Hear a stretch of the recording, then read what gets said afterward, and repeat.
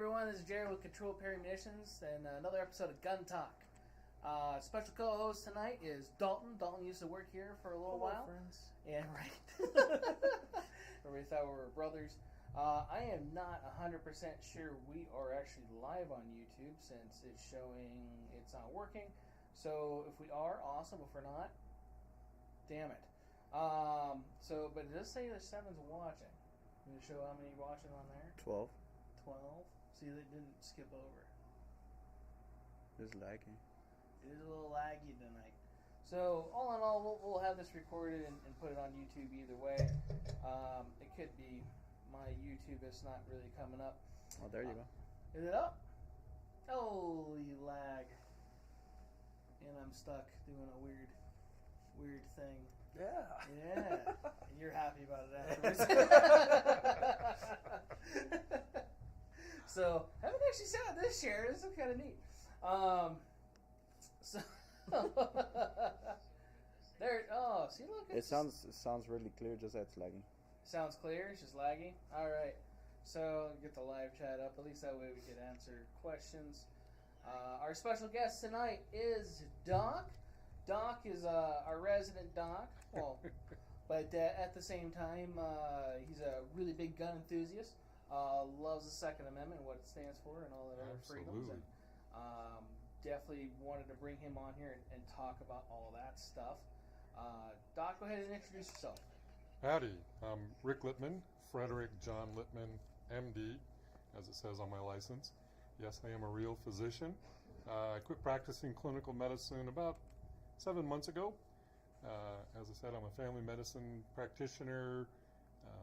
Worked here in Las Vegas all my career, last 22 years for University Medical Center, opening up clinics for them and then running them as they needed to. Prior to that, I was with the University of Nevada School of Medicine residency, and I left that position. I was the director of the residency. And so, been in Las Vegas since I was 10 years old, before y'all were born, probably. Maybe Greg. I don't know. How old's Greg? Greg's 60. 63? Yeah, you moved before that. So Yeah. Yep. So anyways, but truly, I don't know how far we want to go with everything, but I became, I would say, enamored with guns while I was a medical student into my residency.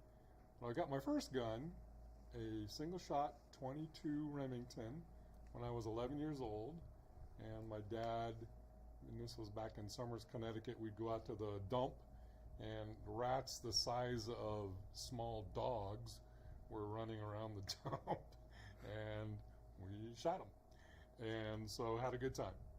And then, and I still have that gun. It's kind of cool.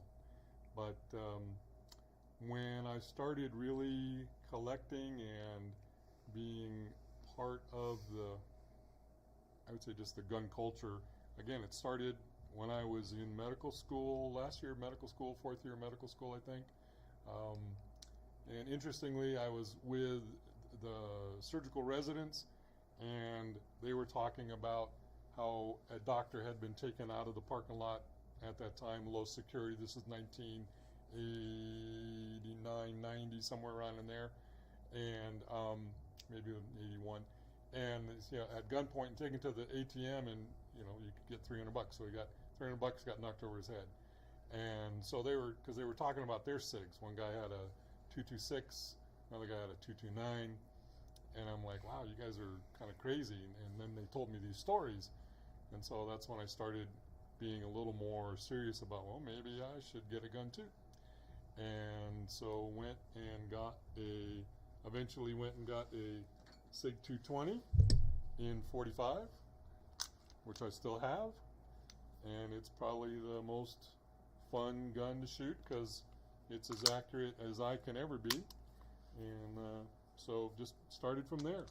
And I think this is actually 1992, I think, is when I got this. This is an old West German SIG. And so it kind of just went from there. And but But that's kind of me. I don't know what else where we want to go. I could talk your ear off about lots of things. So you ask me some questions, and we'll take it from there. Right. No. Definitely glad that you're here, and always an enjoyment to have Doc in the house. So he's been coming here a couple of years now, since probably like a year after we opened. I want to say. Yeah.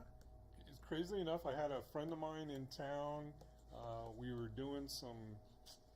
I can't remember if it was one of two different events. It could have been happening, but they were up in Caliente, and we'd come into town because I had to do some business, and it was either a race or a motorcycle off-road event, because I'm the medical director for a couple different organizations, and he wanted El Pollo Loco, and so we go to this El Pollo Loco right across the street, and I'm sitting there looking out the window, and I read Controlled Pair Munitions. I'm like, holy crap, there's a gun store right there. I never even knew. And so we came across the street and met you, Jared, and I can't remember who else was there. But that's where we started. And I appreciated your friendliness and your down-to-earthness, and, as we all hear, there weren't any gun store commandos. Nobody walking around with sling and a whole plate carrier on. Yeah. Jonas. But yeah. So, is that what it was? Yeah, he was calling you short. Short gravity challenge. Yeah. Almost like Jonas. Almost like Jonas. Yeah. Jonas is definitely a little bit more down to earth than I am. Did you know that Jonas, standing up with his arms held up above his head, is the same height as Greg on his knees with his hands up above his head? Oh, that's crazy. Isn't that sad? Okay. All right. I don't know how you found that out. Yeah, I was going to say, I'm not so sure I want to know how you found that out, but I'll take your word for it. Because Greg's he's my tall. He's like 6'2", right? Yeah, 6'2", 6'3". Yeah. He's taller. Yeah, so he's my height. Yeah. Yeah. Very cool. But yeah, it was a weird day. I don't know how they found out. I walked in, I think, on that conversation, and it sounded good. Sweet. No reverbs this week. I like it. Awesome. Dude, we had a lot of issues last week. Yeah. So I read about it. You read about it? Yeah. Somebody wrote a book about this already. No, I just said you were having problems. Oh, okay. Yeah. So I'm really glad that we're not this week. I can't, for the life of me, get it to work on my own phone. But hey, whatever. Whatever. Yeah, it could be the Wi-Fi in here too. You're technically challenged as well, I guess. I am technically challenged. Well, I'm just challenged. You are. We'll just say that and leave it at that. So. All right. But yeah, no, definitely always a pleasure to have you in here. It's fun. Yeah, it's always fun. You even helped us up behind the counter a few times and different things, and hung out and BS with you, and it's always fun. I like to answer questions. I like to make sure that people have what I know, at least consider the information that I have. I've got kind of a interesting background, so been allowed and blessed to. I've been given a lot, and knowledge-wise, and I hope it's all good. So, and I think I've actually helped you with a couple of firearms in repair as well. You have. My other avocation, I will say, is gun repair and gun making. Got a couple of them that I've actually made here on the wall, so we can talk about that in a minute.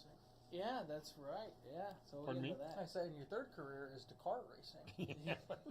Well, someday. But I do like to go fast off-road in my truck. That's very, very true. Got an awesome Raptor that's been modified. No, good. Slightly. That's a very loose term. Yeah. Yeah, we're still trying to find that almost stock class to race it in. Almost stock class. Almost stock. Far from stock. Like a gun competition, it's the limited class. Is this the optics ready, or exactly? Yeah, no. It's it's definitely, he has a lot of jobs, a lot of different stuff. Gonna actually branch into some of that stuff, some of the stories that we've shared in here tonight. Do want to set some ground rules though, real quick. I can't do live chat, so you're gonna have to actually ask the questions, so you know. I have no ability to check any of that. I'm probably getting T-Mobiled, so we'll just call it that. So I don't think it's technology at this point. I just think, maybe Russia. Yeah, raise your hand when there's something that needs to be said.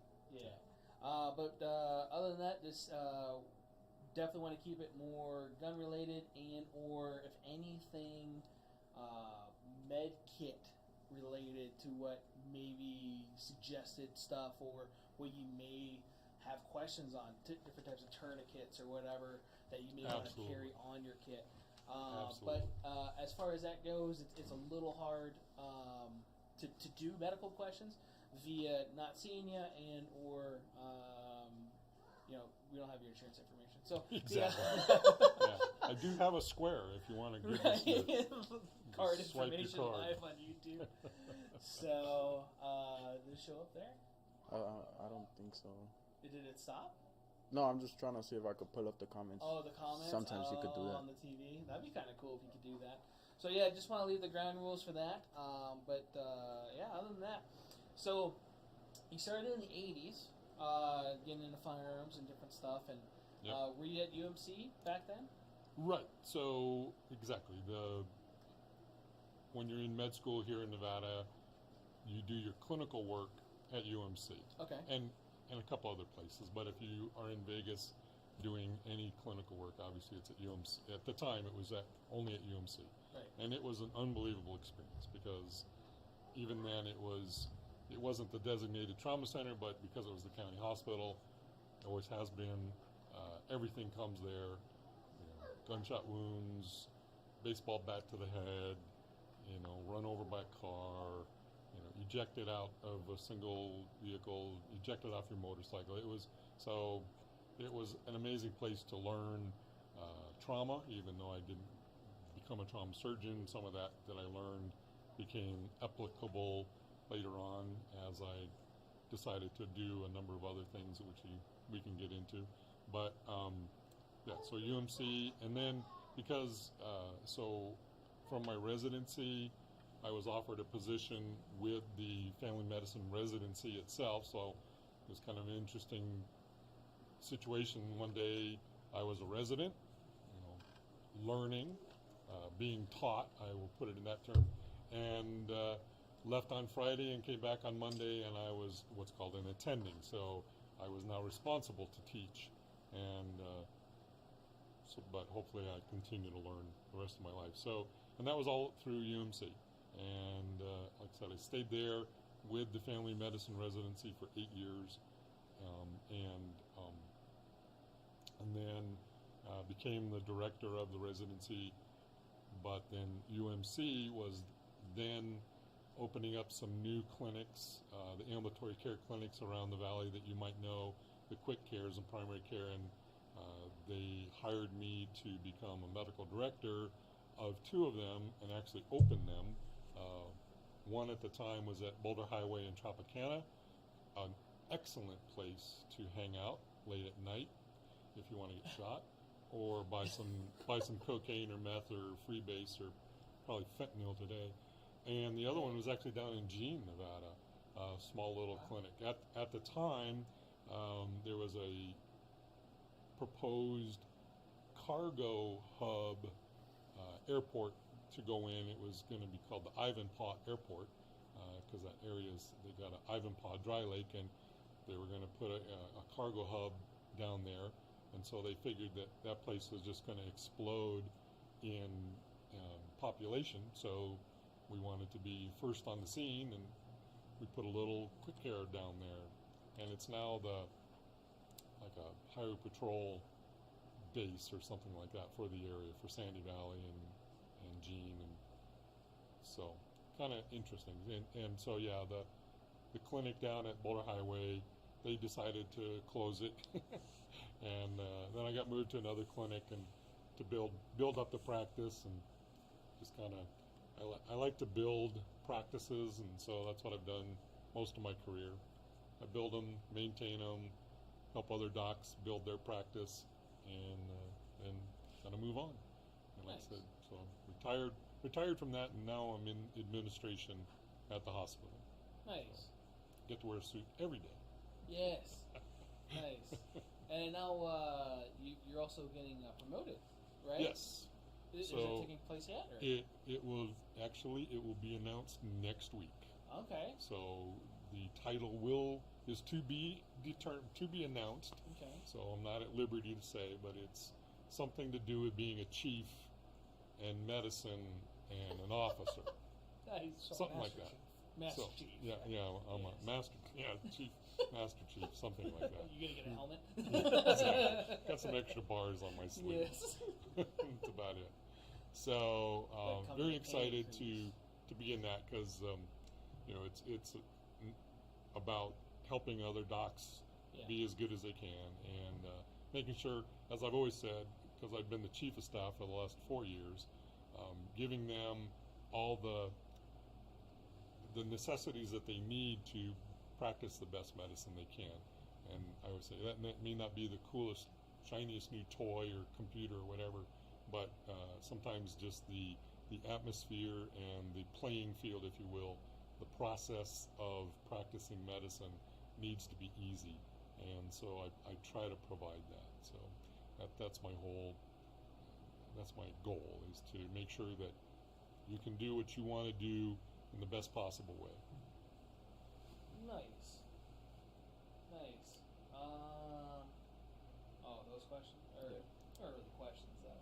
No, I was just Well, I giving have it to a you so you question. can look at it. Oh, What made you I want only to go got 10% that though. It should route last with you a your little medical while. career, wanting to just build practices instead of doing trauma or surgical and any of that? What kind of made you want to go down that route? So interesting kind of question. So, I've had so many things happen that have been so awesome in my life. So, let me tell you a little story. So, everything in my life has a story for some reason. So, I had to step out of medical school to earn some money to pay some bills, go figure.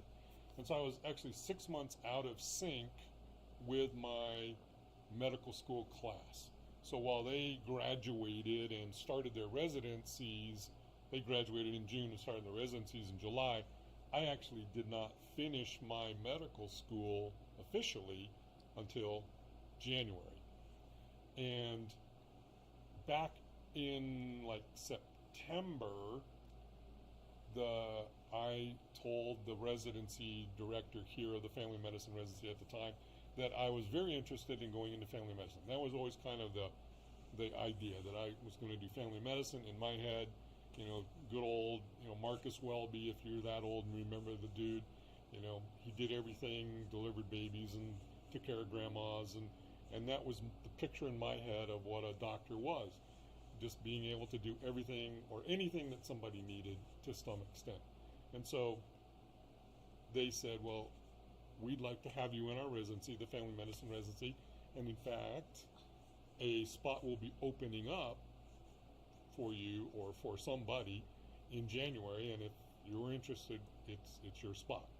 Actually, they were firing somebody, so another resident that just wasn't performing up to snuff.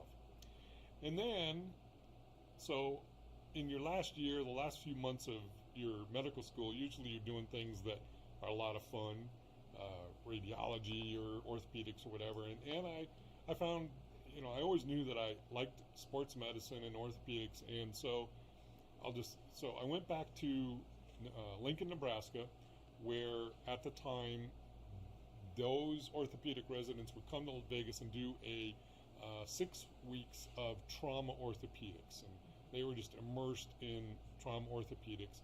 And I got to know one of the guys. In fact, I was doing the orthopedics with him here, and he goes, no, you should go back there. You're like, this kind of comes naturally to you.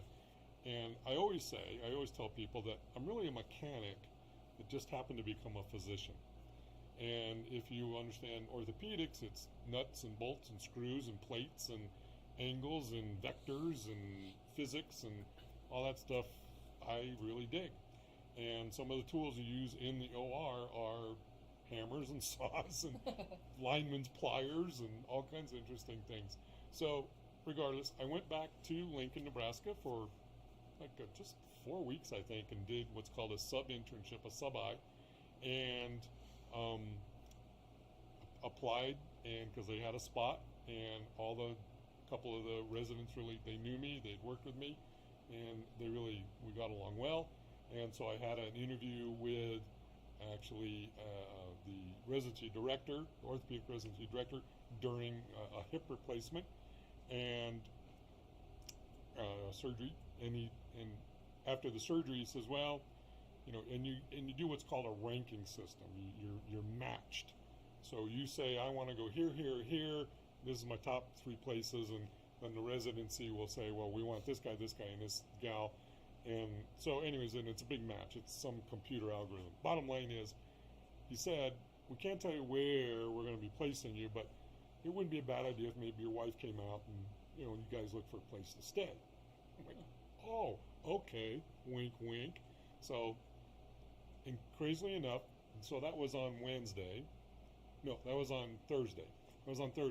And I woke up Friday morning, my last day there, in the only panic attack that I've ever had in my life. And because I was arguing with him in my head, what are you doing? You're supposed to be doing, in my head, I'm arguing back and forth. You're supposed to be doing family medicine. No, you're really good at orthopedics and you like it and you're going to get this residency, and back and forth. And so I did what I do. I'm a practicing Christian, and so I opened a fast. I started to fast and pray to God, and I said, I need some help here. I need to make a big decision in my life. And as the day wore on, it just kept going through my head that, nope, you're supposed to be doing family medicine. You're supposed to be doing family medicine. And so at noon, I found a quiet spot, and I prayed, and I just asked God that, I really feel that I'm just supposed to be doing family medicine, not orthopedics. Is that right? And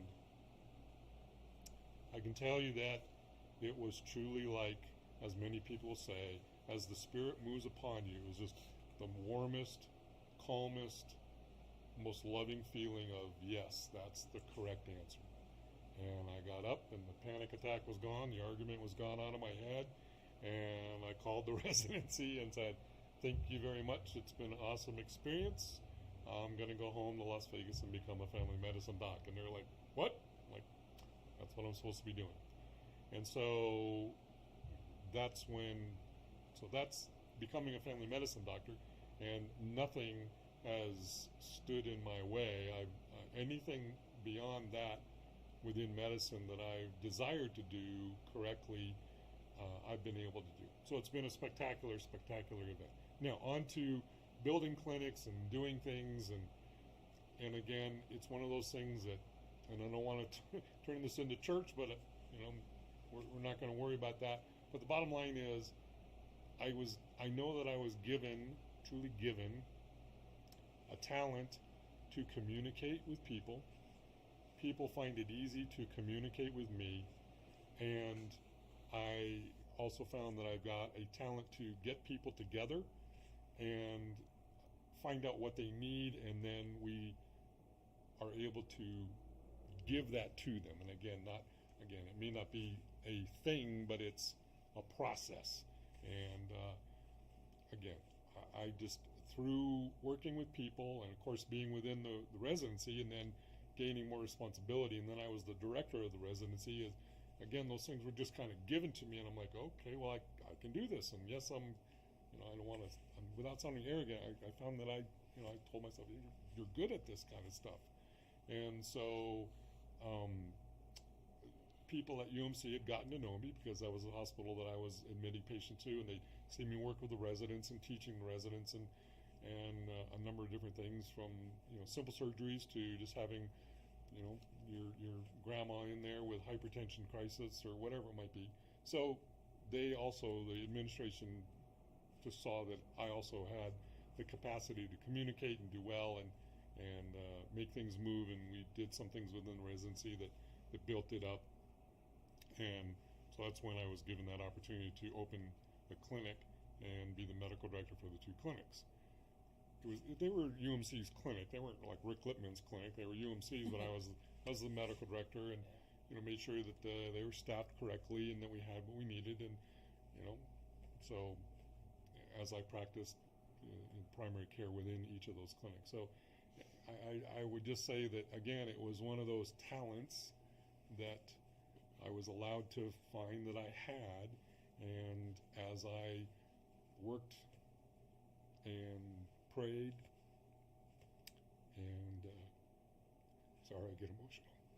Yeah.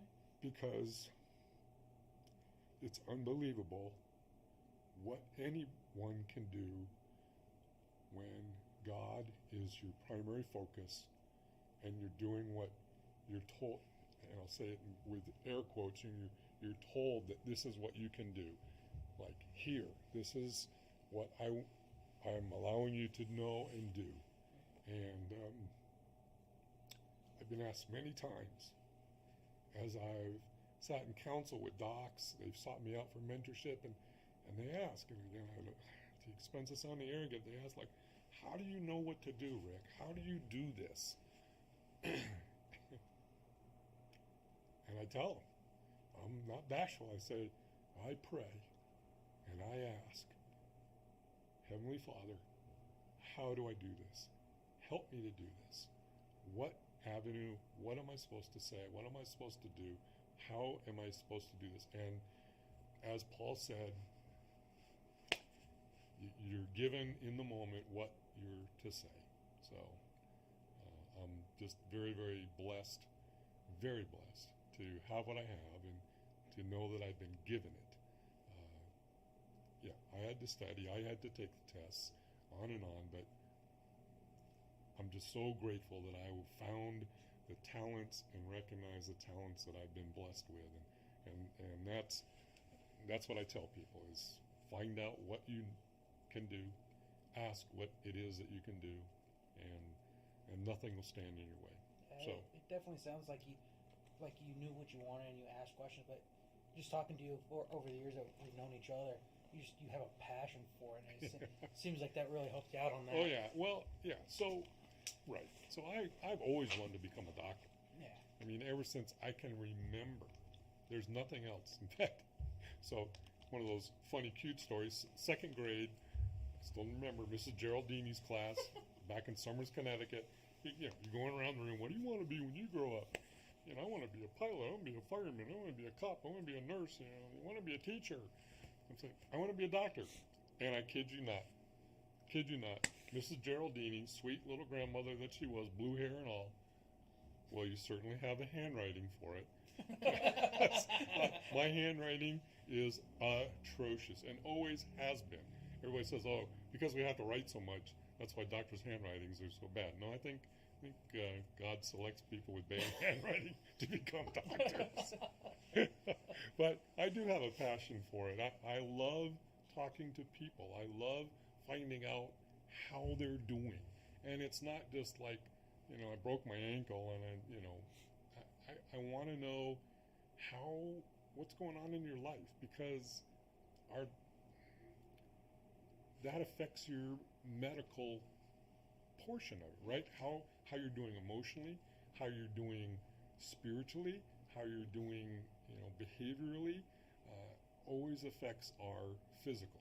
And so, again, because of everything that I've already said, you're right. I love it. I can't say anything other than that. I love it. And I love being able to help others come to that same point in passion. I actually get more upset with docs that look at it as a job. Well, I gotta go to work. I gotta see this patient. I mean, no, you need to get to see this patient. You get to take care of somebody. There's a big book that many doctors read once upon a time. It's called Harrison's. It's a big, huge textbook for internal medicine. I kid you not. It's inches thick. Thick enough to stop a bullet. Yeah, it could. Yes, we call them door stops, but Door stops. yeah, you could use them as exactly kind of it was early plate carrier exactly. But Plate and paper. yeah. So it was, and actually he was quoting, and I'm probably going to get the wrong. It was some Greek guy, it wasn't Aristotle. But anyways, he was talking about how, as physicians, even back then, that we are allowed to touch people intimately, whether that's physically touch people intimately or emotionally we touch them intimately like no other, sometimes not even their most intimate partner touches them, right? Because sometimes we need to ask questions that delve into their deepest concerns, and I've been told things that I know because people have told me. I've never told anybody this, not even my husband, not even my wife, not even my pastor, clergyman, nothing, but this is what's going on. And so you're given information that about people that's just mind-blowing, that you're being shared, that they trust you. That's kind of where that they trust you with information that no other person gets trusted with.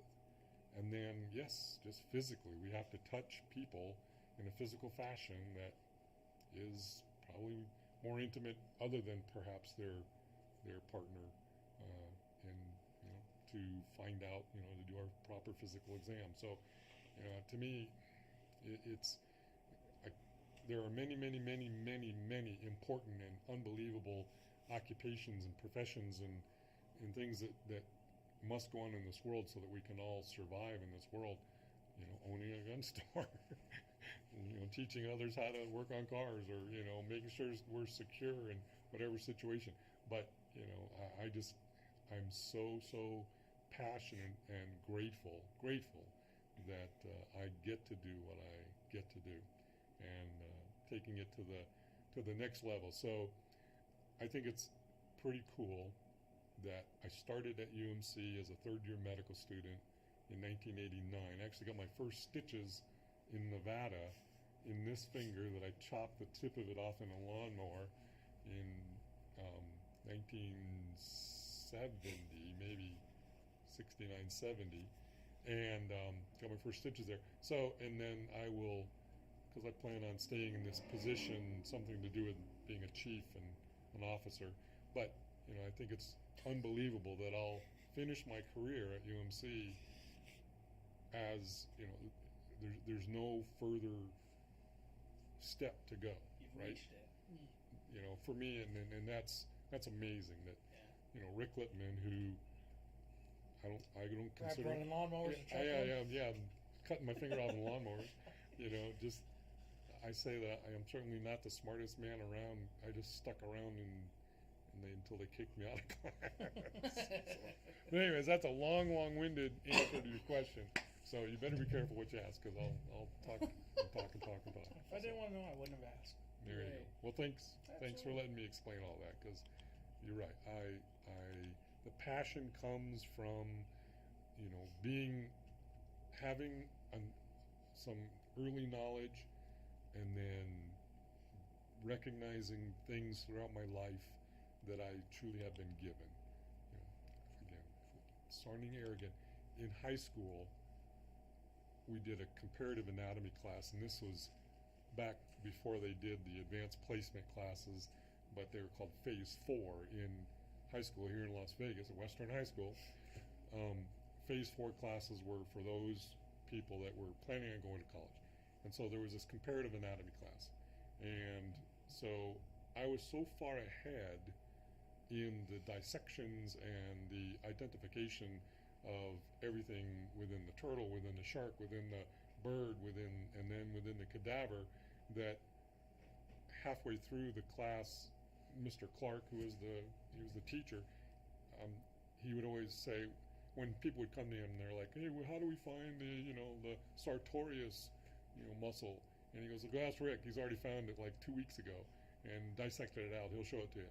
And so then I started giving the tests. I would take the test, the night before he was to give the test, like usually on Friday, I would take it Thursday night, get 100%, and then I would give the test, like, point out where I would put the pins in the different muscles or parts of the anatomy of the whatever we were dissecting, and then I would give the test and collect them. And so I was, again, I found that, I like to say that was already in there. God just allowed me to know that anatomy was just one of those things that just like, this is like knowing my own name kind of deal. But it's just one of those deals. I think that's funny. Like, you look at like that with doctors and stuff. You look at hunters and they start pulling things out and they're like, lungs don't eat those, liver will keep that. Yeah. You cut this way, that's for the T-bone. Yeah. Exactly. Backstrap. Well, you definitely got to know how to cut your meat, Exactly. and procure it and everything else. And the same thing goes with that. It's still kind of vital when you're cleaning your kill. If you cut open an organ, you can be tainted. Just grab from the throat and rip it all out. You don't want that to, You don't want what's inside coming out to spoil your meat, that's for sure. No. That's some nasty stuff. Yeah, nasty. Bile. Yeah. Nasty. So, so one of those favorite stories too about that we've shared with each other is SWAT doc. Yep. So, long time ago. Relatively so. Yeah, I guess it's been about 20 years. Not 20, probably 8 to 12 years ago. Oh, I thought it was older. I thought it was in the early 2000s. It was it was, golly. Let me figure this out. So, 5, 6, 7, 8, 9, 10. About 12 to 13 years ago, Yeah. 13 to 15 years ago. I can't even remember, golly. It's been unconscious too many times, too. But you remember second grade. Yeah, remember second grade. Those things are in there. Maybe I got Alzheimer's. You can remember what you wore in second grade, but can't remember what you had for breakfast this morning. But yeah, so I got to be what's called a SWAT doc. So in Las Vegas and in many places that have an active SWAT team, there are tactical physicians or at least tactical medics. Now, one of the operators on the team is the designated tactical medic, and they get to carry a gun.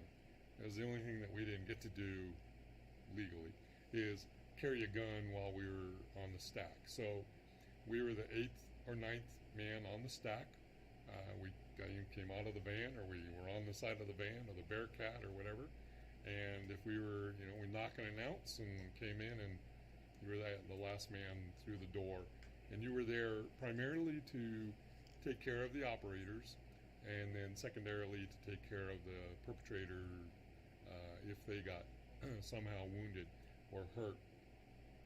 And so that was an unbelievable experience to, I've never had the opportunity to be in the military.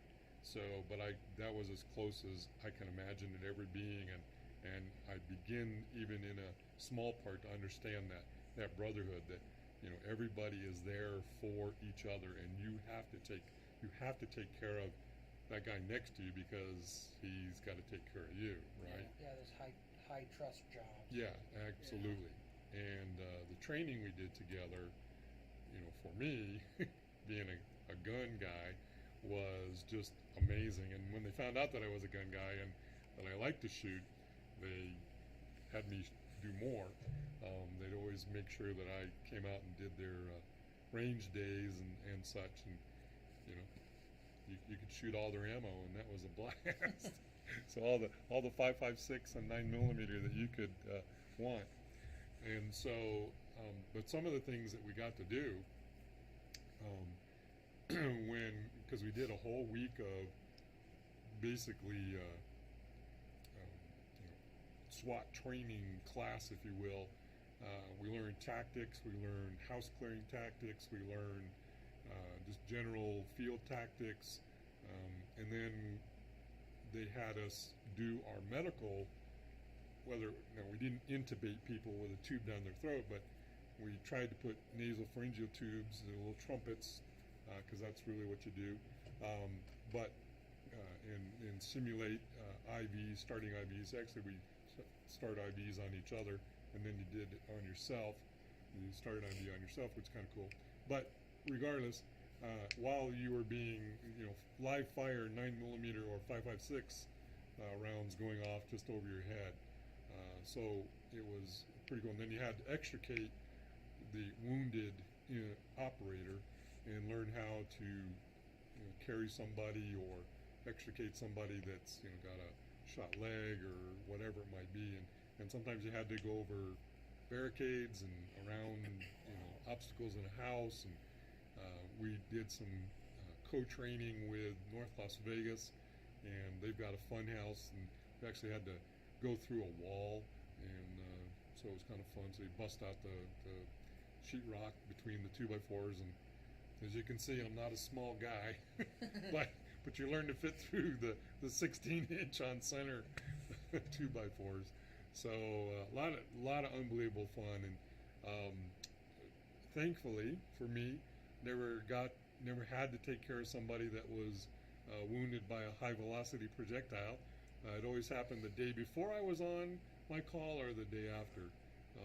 So the worst I ever had to do was take care of somebody that fell down some stairs.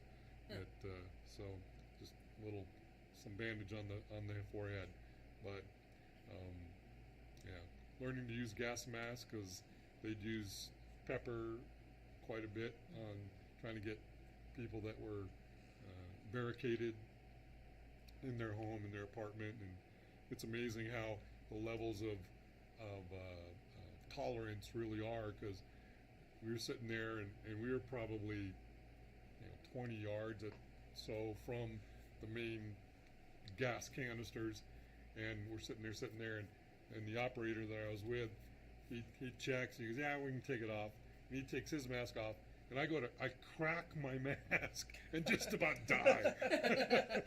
I'm like, I think I'll leave mine on. He goes, yeah, you'll get used to it. I'm like, holy crap.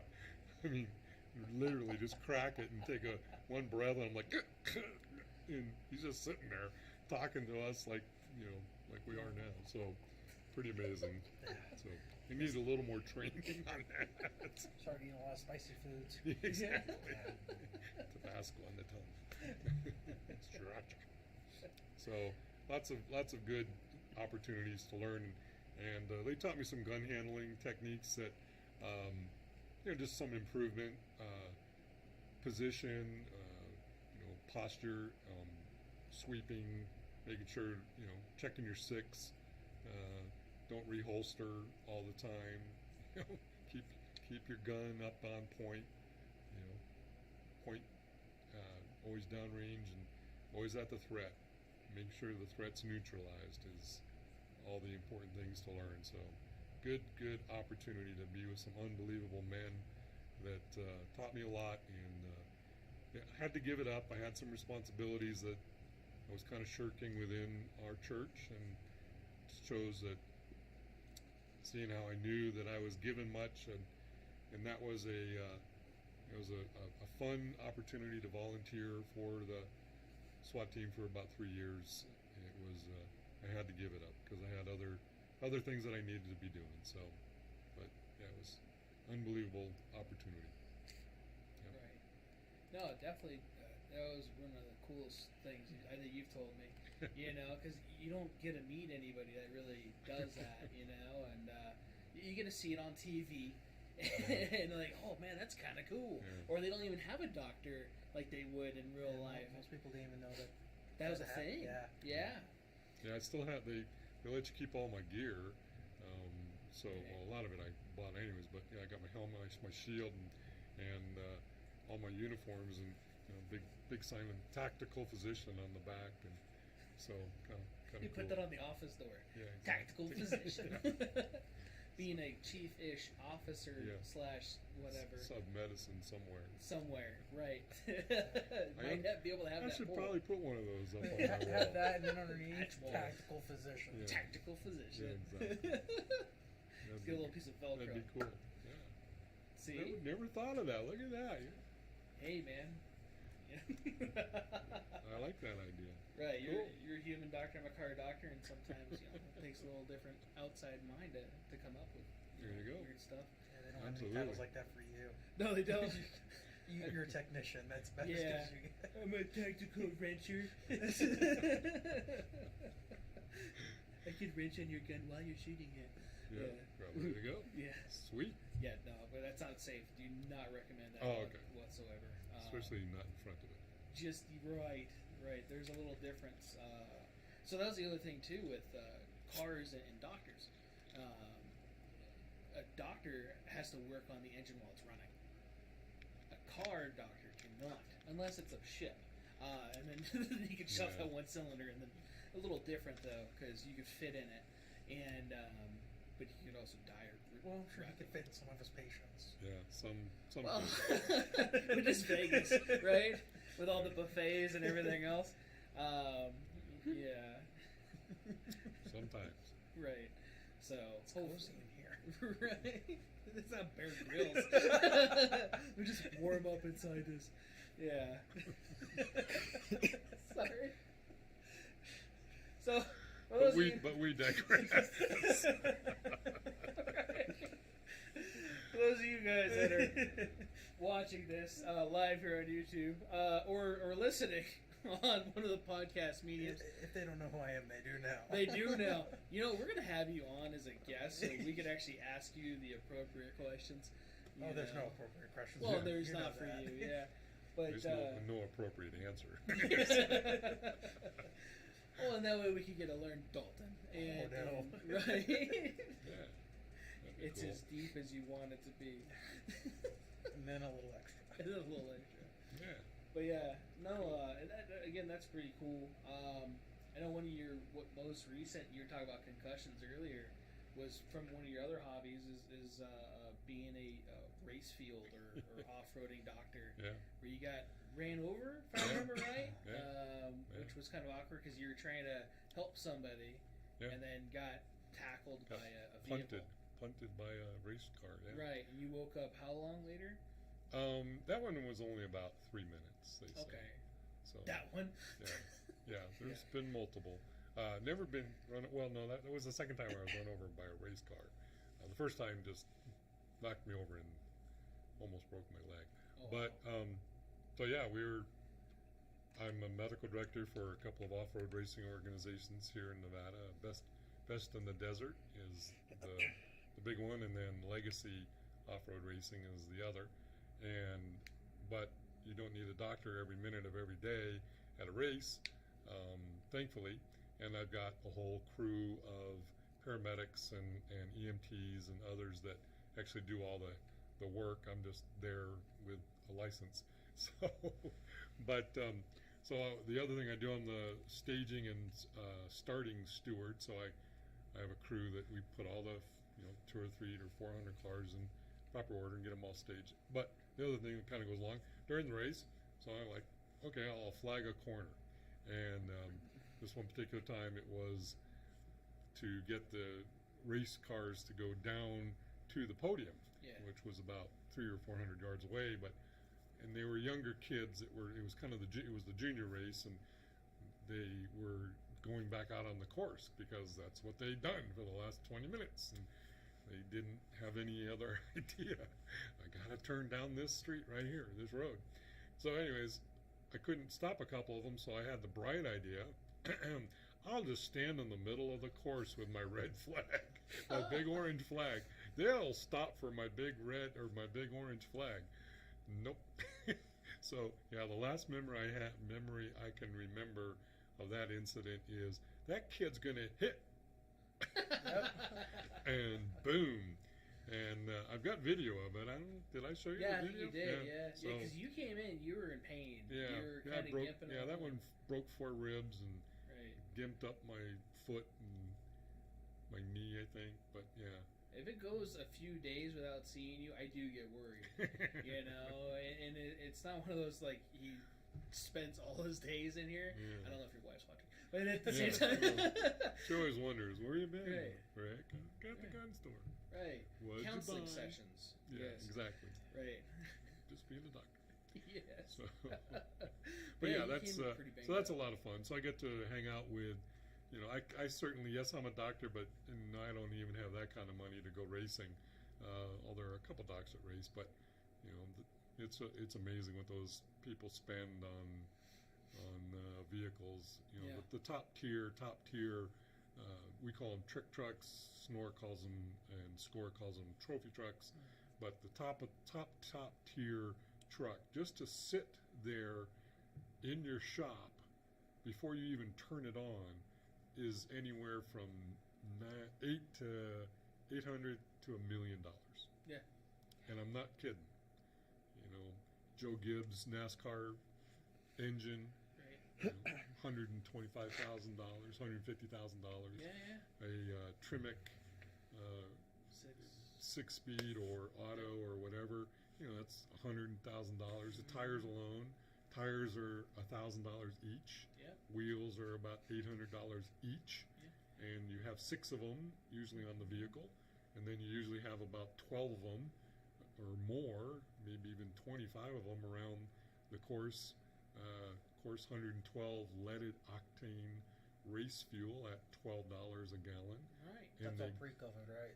Pardon? That's pre-COVID pricing. That's Yeah, it's probably about $25 a gallon now. Yeah. And you know, they get the spectacular mileage on those motors of about 3 to 5 miles per gallon, maybe less. Right. Probably shouldn't say that because it would be like, we need to make those electric now. Yeah, exactly. You know, I'm waiting for an electric division. Well, there is one in the Dakar race. There is. Yeah, Ganassi has a big.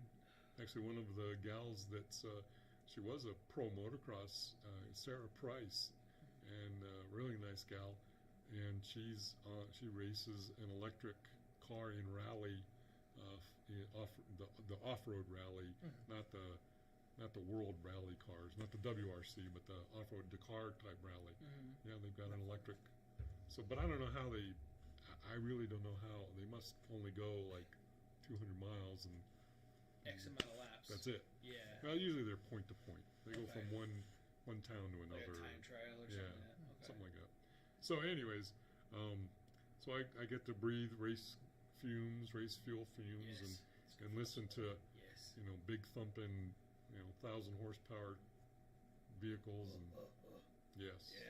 Yes. It is a a manly thing. But there's plenty of women that do it too. No, and it's great that they're also getting part of the sport too. Yeah, and absolutely. some of them really kick ass. Oh heck yeah. You know, drag racing. Yeah. Forces, John Forces. Yeah. daughter. Brittany Force just yeah. won. Yeah, And, here. and Won Erica Enders, didn't she? She's in pro stock. Yeah. Didn't she win here too? But I think she wins a lot. or was it the one that just had that really bad crash last season or whatever it was? She won here, I think. Oh, that's right. She got back in. Yeah. This year is her. Yeah. I can't remember her name. Oh, I just read it like 2 days ago. I'm Anyways. horrible with names. Me too. Yeah. So right. Yeah. Yeah. Right. And of course, I showed it in my I'm class. I blanking. just don't remember what her name was. there's a couple of gals that race the pro stock motorcycles. Yeah. Angel Savoie, she's had about 7 names. Sorry. And then there was a gal that raced, and she was from Carson City. Karen Saunders, I want to say, but I haven't seen her on the circuit for a while. So. Okay. Yeah, I enjoy anything that's got wheels and a motor and is loud. Right. Like bullets are loud. Like bullets. I like Yes. guns. They don't have wheels. We don't have They wheels, still but they spin. they spin, Yes. and they're loud, and you Yes. need a propellant to make them go, Right. and it's expensive. It's expensive. It's expensive now. For Yeah, sure. that's for sure.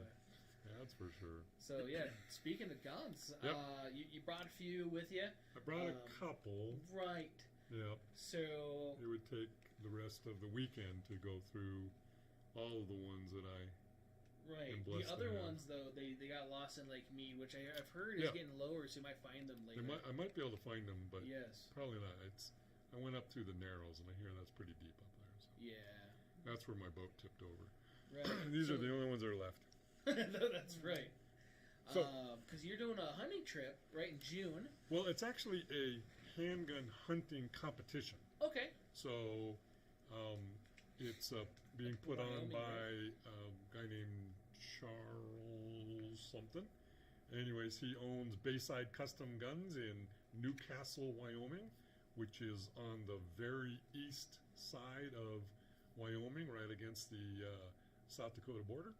And so it's his kind of taglines for the competition are come and learn how to do the impossible with your handgun.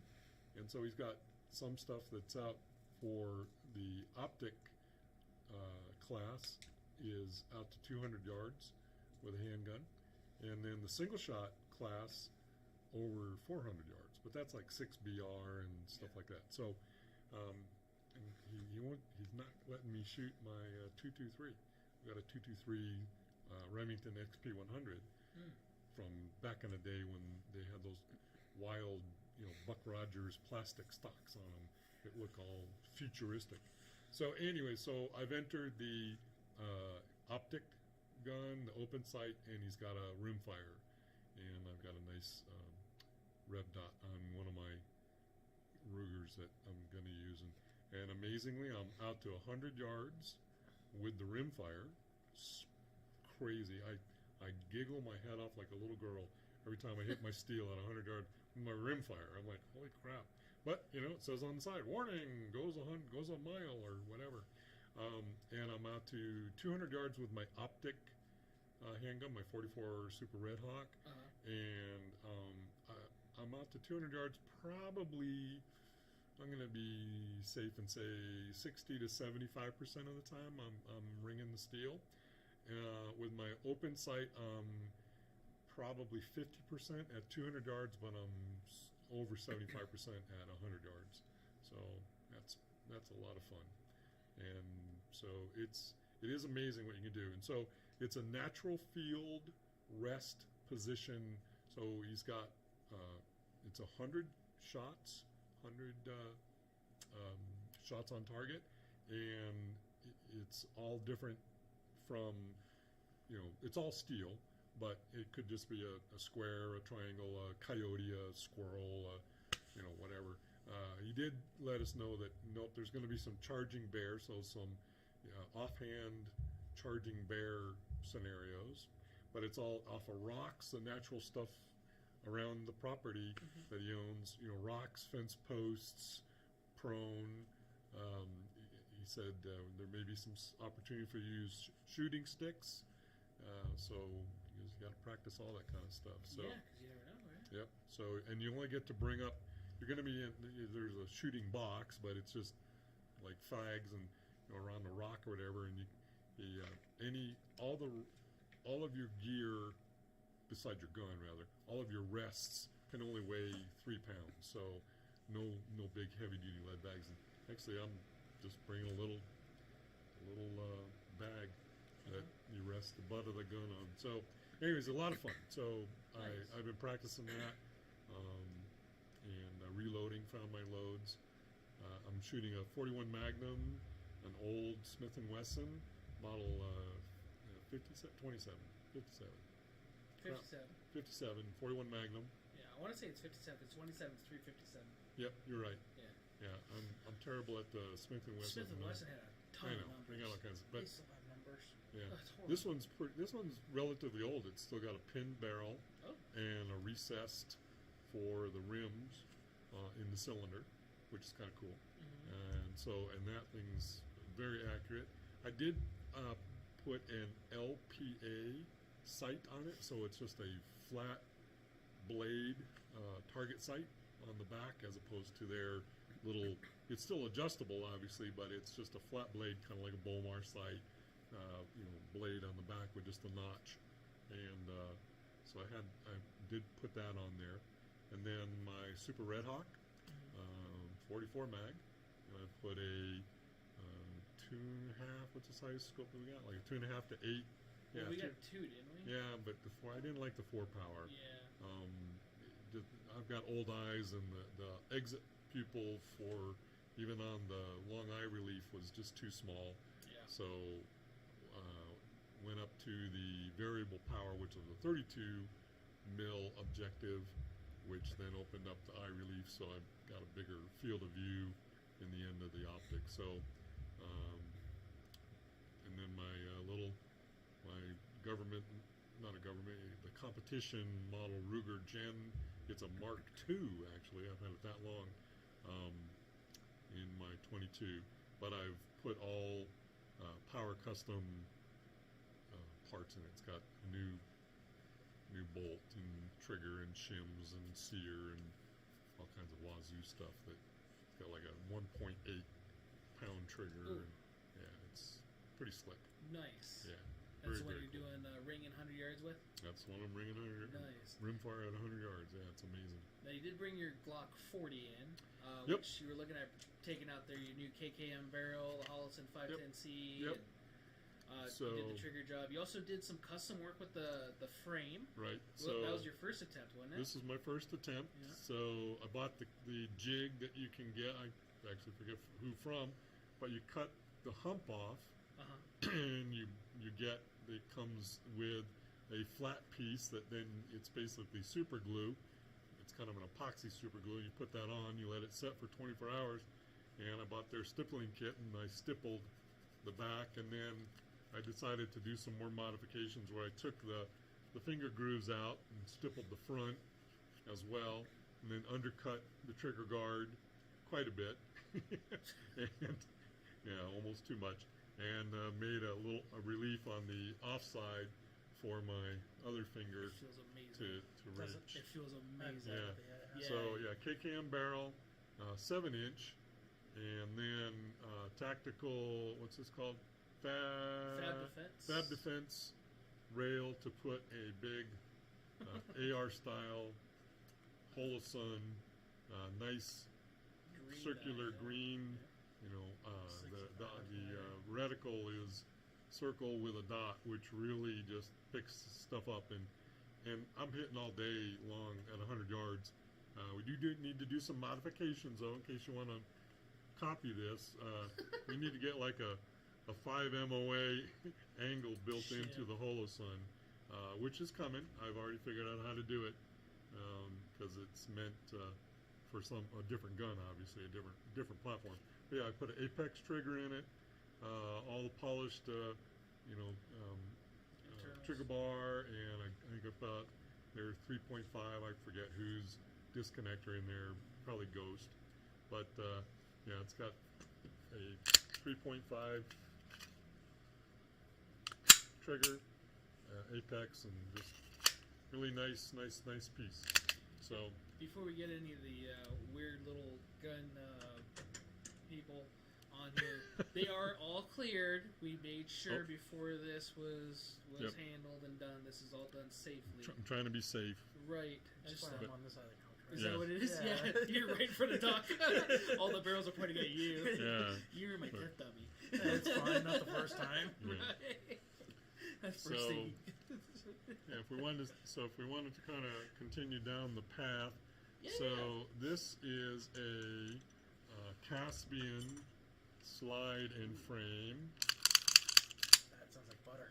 And and it's a commander length, and I've got a Barstow barrel, and then I like Ed Brown grip safety. I like his trigger, and I like his upswept, and then I like Caspian hammer.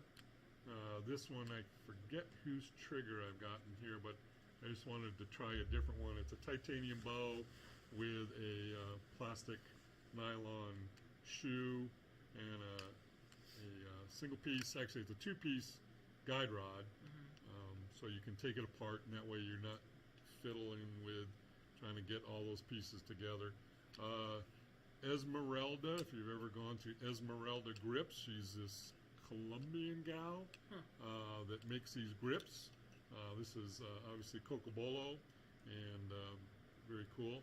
And then I did the Ed Brown bobtail, where you buy their jig and you set it up with the pin originally, and then you mill. You have to actually mill the new hole for the new pin, and actually you have to do one side then the other, and then you use a officer's sized mainspring and follower, so they're a little shorter. And so I did the bobtail, blended that all in, and then stippled the back of that, the mainspring housing, stippled the front strap, and stippled underneath. So with the stippling kit that you can buy from Brownells, so that's kind of it's like therapy for me. You set it up in your jig and get it going, and you just kind of get a rhythm going with a little 4-ounce ball peen hammer, bing, bing, bing, bing, bing. So this was the last 1911 that I made. I've made probably 5 of them of different ilks, all 45s.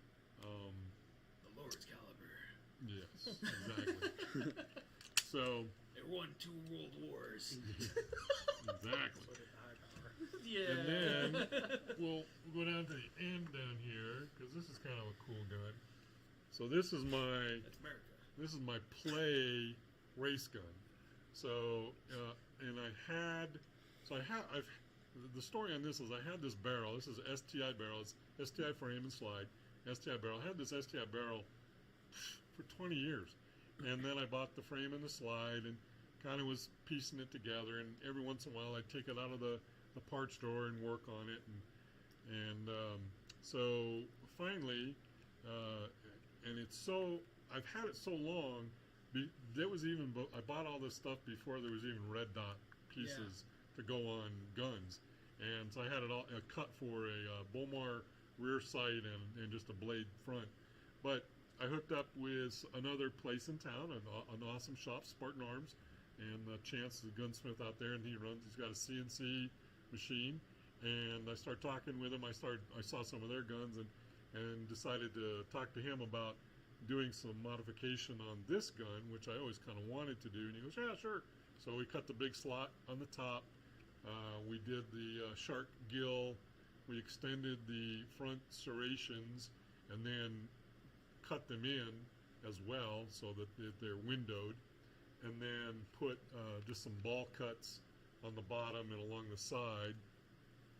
And then the other cool thing that they do out there, they've got a laser engraver, I guess is the best way to say it, and you make up like a CAD cam actually it's like a PDF file of whatever you want, and so they were able to laser in kind of my insignia, Doc Werks, Werkes, because I'm kind of German, DOK, and so that's on the side.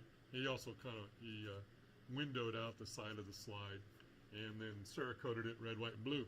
And this is in 38 Super, a lot of fun, and because it's so big and heavy, it's a 6-inch barrel, it's a pussycat to shoot, it's a laser beam, so a lot of fun.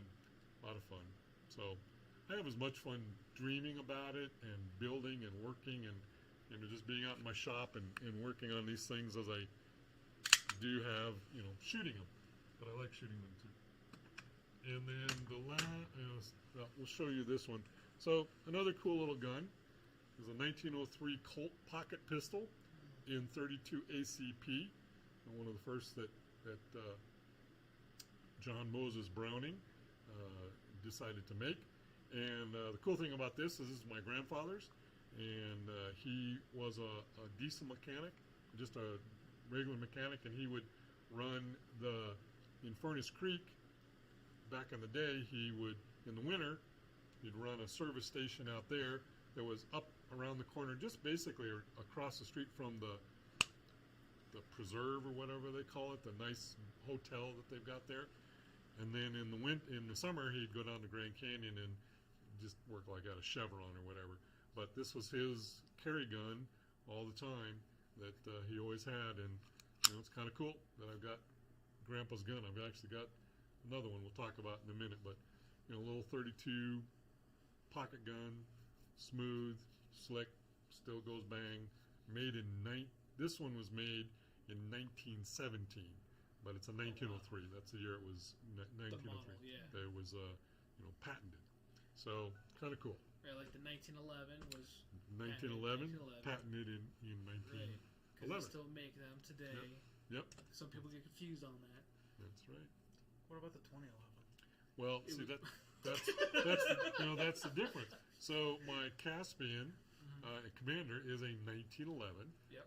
and then the STI is a 2011 because it's a double stack, and I think the magazines for this I went with just the 180 mil, so they're like 24 rounds or something like that of 38 Super. So yeah, it's pretty wild. And then the last handgun that I brought, well, I've got others, but I'm concealing them so you can't see them. Anyways, They're in the narrows. yeah, exactly. Here in the narrows.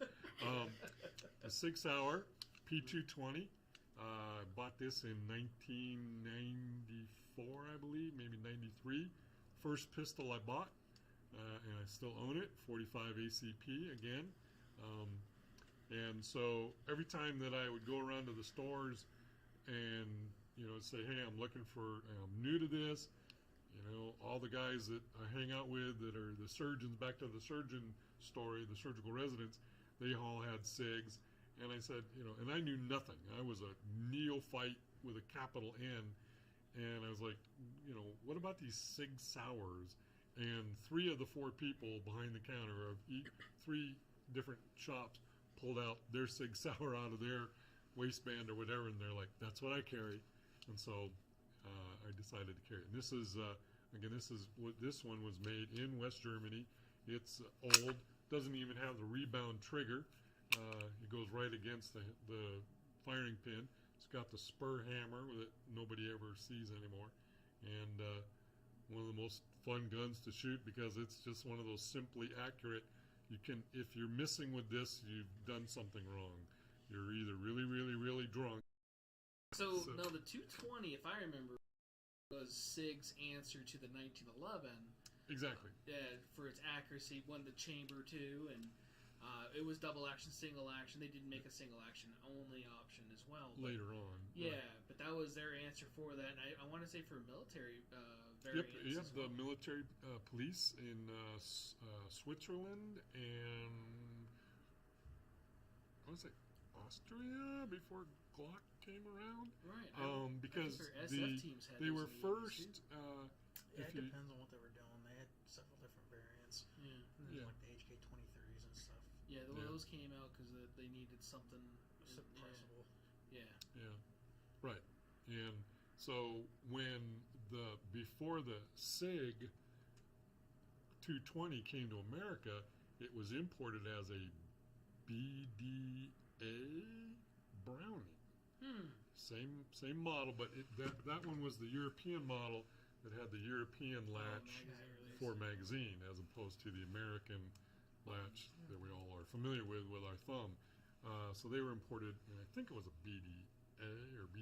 Somebody can correct me who remembers, but they were under the Browning name, essentially the same gun, but I don't know why. For some reason, SIG couldn't be imported or something like They that. had to get their import license. Yeah. I know HK did that for Benelli when Benelli first started.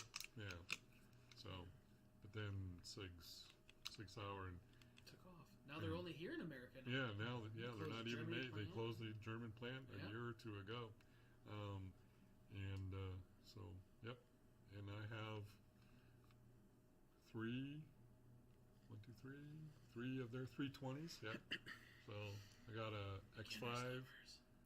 It's probably it's at the bottom of Lake Mead, right next to the X Carry, and then I was very fortunate to buy one of the true 1 of 5,000 commemoratives, the real M17. deal M17, which but I'm the kind of guy that I shoot.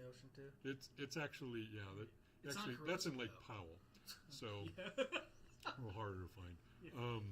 But I'm the kind of guy that I'm an idiot.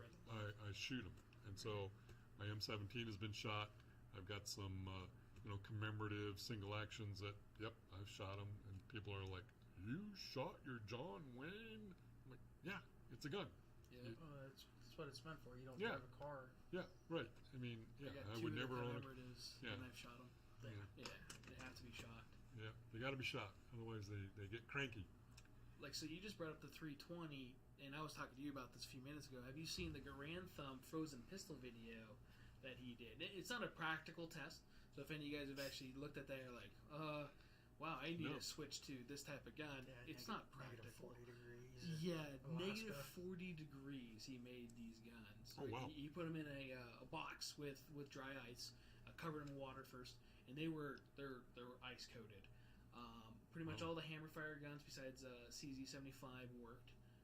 The CZ75 was a little sketchy at first, but then it worked great. The only striker fire guns that worked out of the freezer, including Glock, was not a Glock. It was a SIG 320. Wow. It was the M18, Man. which is a shorter version of the M17. Right. And then the Smith & Wesson 2.0, because of the hinge style trigger safety. Oh, got it. The Steyr and the Glock, because of the trigger safety in the center, was frozen solid. And some of the other parts on the inside too. And again, it's not a practical test because you're not hopefully in Siberia, you know. Yeah. Well, I guess you never know anymore. But we're going to war with Russia. Yeah. right, we just got to cross Alaska and the Bering 12 Straits. miles closer to Alaska Yeah. than the United States. Right. That's true. Right, so you never know. I might have to take M18 something that area. But yeah, so I don't know if you saw that. It was actually very educational. I do like his videos where he gets all scientific. I'll have to go. You know, that's one of the few guys I've seen it, but I don't follow Grand Thumb. I'll send you a link. It's really interesting. Again, it's not practical, so I do not recommend doing that to any firearm. Because even he was like, I thought someone was going to blow up on my face. Yeah. You know, he was worried for a lot. He did a Desert Eagle in that, and that's a big clunky. That's a right. It's a hammer. It's a hammer. Right. Yeah, it's because it's got the rotating bolt and it's got the twin control Recoil rods springs, with the springs. So there's all kinds of stuff that can go wrong with that. Oh yeah, they're fun guns. But the Browning high power didn't do too good. Yeah. Even though it won two. The old one or the new one? Old one. Oh, who knows? Was They're it the basically NC35? they're the same. Well, no, because he sent that back. I don't know if he ever got back, but he's got one, the MK3 down the road. Oh yeah, that's right. He's got a couple of them. Yeah, he's got a couple. MK3's done his Brownings. Those are really nice. They did mine too. Yeah. Oh, dude, I play with yours. It's I mean the gun. So Whoa.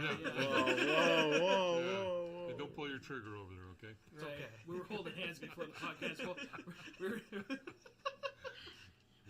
We are, we're gender fluid here, right, or something like that. something. No, I'm solid. You're solid. So continue. I'm sorry, Doc. No, that's okay. Hey, it's all good. It's all good. We have fun. Right. Sweet. So, and then the rifles that I brought were just so I could have brought a couple, three more, but so this is a Model 94 Winchester soldering carbine in 30-30 that was also my grandfather's, which actually was his, I believe it was his father's as well. It's the date of manufacture was 1903. Wow. So they lived on a ranch in Southern California back when there were ranches, and that was his cattle carry gun. And it's in 30-30, and let me tell you, that nice carbine buttstock and the lightweight, and it hurts to shoot it. I'll be honest, I don't like to shoot it. So men were better back then, I guess. But so, anyways, and then we'll start down. Well, let's start with this one. So this is a Savage 1895. Oh. And actually bought here at Control Pair Munitions. I came in and it was a little bit gunky looking, and I said, "Is that a 99?" And I can't remember who handed it to me, but I think it was Matt. And he goes, "Yeah, it's a 99." And I look at it, I'm like, "No, this is a 95." And they only made those for a couple of years, and it's only the 95 was only chambered in 303 Savage. Early on, it was a .311 bore. This is actually a later model, which they then went to a 308 bore. But it's the precursor to the Model 99, but it has all of the same features that Savage developed. If you're familiar, they have a rotating magazine. So that was the feature. Instead of having a tube magazine like the Winchester, it has a rotating magazine. So internally, it's got a magazine and 5 rounds, and so it's got this brass paddle that's on a spring, like a watch spring, and so it's all in here. And the cool thing that they always talk about is here on the side, it's got a little counter, so it tells you you're 1 shot left, 0 shots left, or whatever. And so kind of cool. And this one has an octagon barrel, which I thought was really cool, and it had the typical crack. They were notorious for cracking the stocks here at the wrist, and so I had to have it fixed. And just again, very fortunately, one of my prior patients is a past secretary for the American Gunsmithing Guild, and he lives in St. George, and his forte as a gunsmith was actually stock making.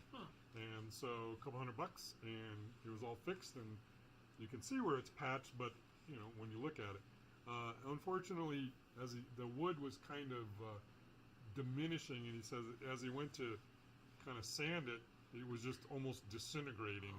And so he had to fix it with the kind of this poly coat, and so it's kind of anyways, it's shootable. Still the original stock. So whoops. You're right. And then so the last one is second to last is this, my Model 99 that I purchased. This was made in so again, patented in 1899, but this particular one was made in 1949. Oh, wow. And it's in 300 Savage, and 300 Savage was one of the first smokeless cartridges, as well as the 3030, but it was meant to better the 3030 by about 100 to 200 feet per second, and it's 150 grain bullet. And again, the cool thing, it's got a brass paddle receiver, or box magazine, if you will, and lever action, because people were still wanting lever actions like their old Winchesters, but now they could shoot very high velocity caliber and have a lot of fun and be better at deer killing and bar killing. So this one I took all apart and completely refurbished and put some True Oil on the stock, and just left I just kind of cleaned up the checkering a little bit with my checkering tool. But that's an unbelievable fun gun to shoot. Both of them are. Had to find some brass, some Parve, I can't remember, brass for the 303 Privy. Savage. I think it's Privy or Privy Present, Yeah. Privy something, yeah. some weird Yeah. communist thing. Yep, exactly. Something Wait, like that. I don't want to be Yeah, fact checked. It's like Yugoslavia. First They can Amendment. fact check me. They can So- fact check. It's Russian. Oh, And then the last one, what was it going on here? Is that caught? it's you caught got- on this line. I just can't You lift got it it with your because I'm shoulder? weak. So anyways, the last gun that I brought to show off is Commie gun. the last gun that I would ever get rid of, or never get rid of. This is a Savage Model 96, or not Savage, Swedish Mauser. Sorry. I had Savage on the brain. So Swedish Mauser Model 96. This one was made in 1915 at the Carl Gustafstad Waffenfabrik. So 6.5 by 55 caliber, as all Swedish Mausers are. And it's an unbelievably cool gun to shoot. I love the 6.5. I've been a 6.5 fan forever. So now, of course, I have a 6.5 Creedmoor like everybody else, and some other 6.5 guns. But yeah, this thing, 1915 with the stock. I still have about 200 rounds of the original steel core Swedish gun bullets, and it's amazing. At 100 yards, it's even with open sights in my old eyes, it's still like a minute to 2 minute, 2.5 minute with open sights. Which is great for that. Yeah, it's unbelievable. Now that's bag rested, right? I'm on a bag on a bench, but still, my old eyes are crazy. But think how just far we've come in just 100 years. Europe, most of Europe still hunts with that. Yeah.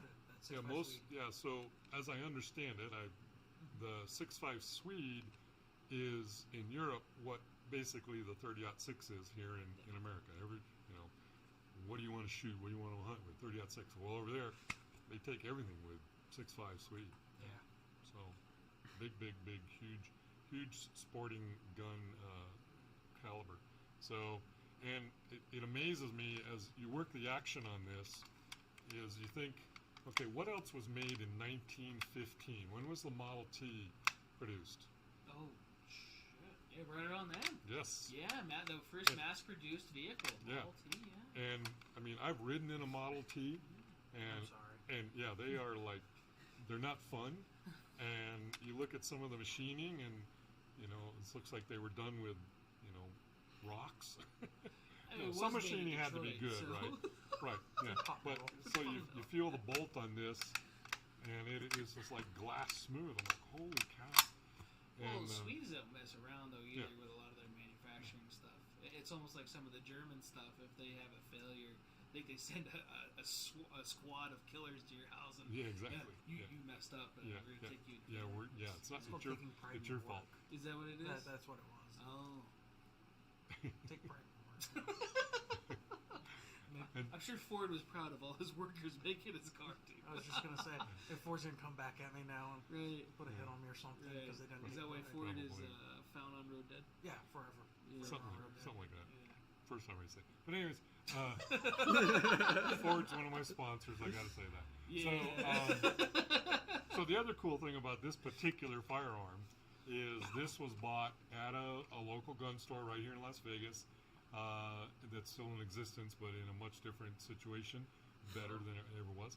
And I basically pulled this out of a box, a crate of other 6.5, Swedish Mausers, and this one just happened to look the best. And then I started looking at it. When I tore it completely apart, every single part is the same serial number. So this never has been, certainly probably never been to war in service, and or sent for repairs. Yeah, so it's never been completely apart, or if it has, it's been put back together by the same guy in the armory, because every single part, the barrel bands, the underneath the magazine, underneath the butt plate, the stock number, the butt plate number. All of the pieces, the bolt release, everything, even inside the trigger, all stamped 204, 204, 204. Oh, wow. Everything. So every single piece on this gun is original, which is pretty amazing if you understand how military arms are cared for. They're cared for? Yeah, exactly.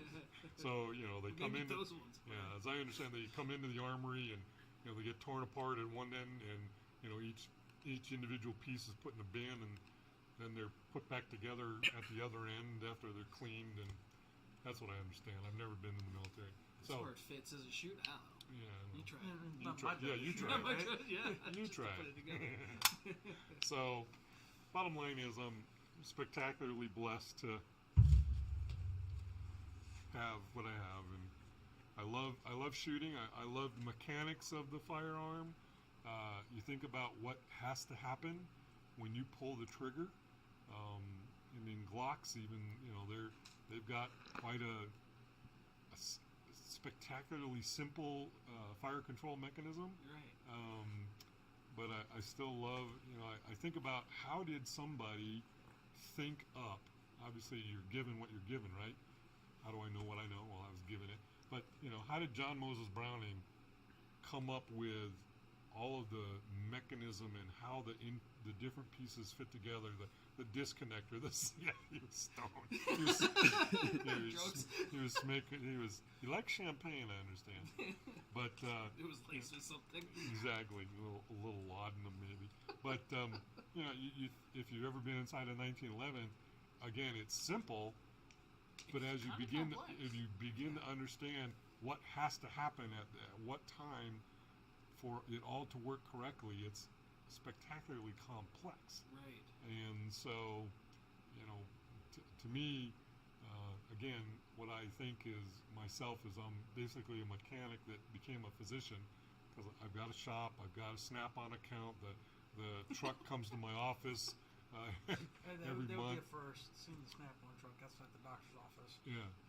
So what kind of saw blades do you think they use? I would probably go with more wood and metal with bone. Well, no, you have to use some sort of the saw, right? The bone saw, yeah. Yeah, bone saw. Yeah, Well, which would you prefer, a metal blade or a wood blade? Well, it's usually it's a very fine tooth. Yeah. It's like 32 tooth is usually. That way you saw don't get blades any burrs, And it's They just pull the sander out. you gotta buff it out. Get the grind. G-bird tool like your chest plate. Yeah, I can weld, but I grind a lot better. I use a flapper wheel like nobody's business. And actually, that's one thing that we didn't even talk about is all through undergraduate and the first 2 years of med school, I worked in it was first a motorcycle salvage yard, and then it actually became a BMW shop, and I was a BMW motorcycle mechanic. I was basically kind of a service tech, did when they came in for because BMWs, they came in at 1,000 miles to get all the fluids changed. It was crazy. Wow. So not just the oil and check the valves, it was the transmission, the differential, or rear end, brakes. Well, so like back then too, you just mentioned something that we don't do really anymore is checking valves. Yeah. I have to still teach it. Yeah. And I don't even have a card to show them on. It's mostly like YouTube, or something like. So this is how you do it if you ever had one. Exactly. Right. Yeah, rocker arms and adjusters and feeler gauges and all kinds of fun stuff. Yeah. All today is all computer controlled and variable valve timing, and back then was you had a set lash and how that all worked, and a lot of that. So that's the cool part about guns with me and like with you is a lot of that stuff kind of transpires, and you could definitely better understand how things work. I was at an event Tuesday and talking to a couple of suppressor companies and about carrying them here, and Dead Air was one of them. Okay. So they were talking about their baffle systems, and I was kind of actually relating it to mufflers, and because they're multiple chamber areas where gases go in and dissipate sound, and it allows the vibration or frequency of those gases to bounce off those areas to dissipate or lower the sound. Cancel each other. Yeah. They cancel each other out, and the way that the dead areas were designed is they had that little flow through area through around the blast cap. I remember him saying it right, which sounded really interesting to me. Like I don't actually remember seeing a suppressor like that that allow the gases to go around, especially the blast chamber area, to allow it to the first shot. It goes forward and it comes back and reflect back. And so it reduces flash suppression. And the first shot was quiet. So usually with a suppressor, your first shot is typically a little louder until it gets filled with gas, or you have to put a medium in there like a gel or water, piss if you're a Marine. So you get a little smelly after a while. Well, it's not minded clean afterwards. You turn back into the army. Just put it there. That's why they don't like us. Damn Marines. But it was I called bullshit on it. I really did. Wow. And he's like, no, you know what? what? Here's a full load 308 on this bolt gun. Here's a Nomad. And I was thinking, too, it was going to kick like a mule, being a 308 bolt gun, not modified stock or anything like that. Some 308 guns kick a little bit. But was it subsonic 308? It didn't, I don't know. He said it was a full load. So 147 grain or whatever. I think it's 147 grain. That is one of the grains that does go That's the one military of the weight. lighter ones, Yeah, so full boat, boom, quiet, first shot. Wow. And nothing flew out of it. Like I was expecting maybe a medium or like some sort of gel or something. Like no, that's our design. I was really impressed with that, and it didn't hurt because I kind of put it on my chest plate a little bit just so I could look and see and hear. And I had these ears on, so these ears were great from Walkers. Looking for sponsorship, and so a lot of name dropping. A lot of name dropping, Dutter. 6 hour axle. 6 hour. And STA. So, well, I guess staccato now. Yeah. But no, it was really impressive. Cool.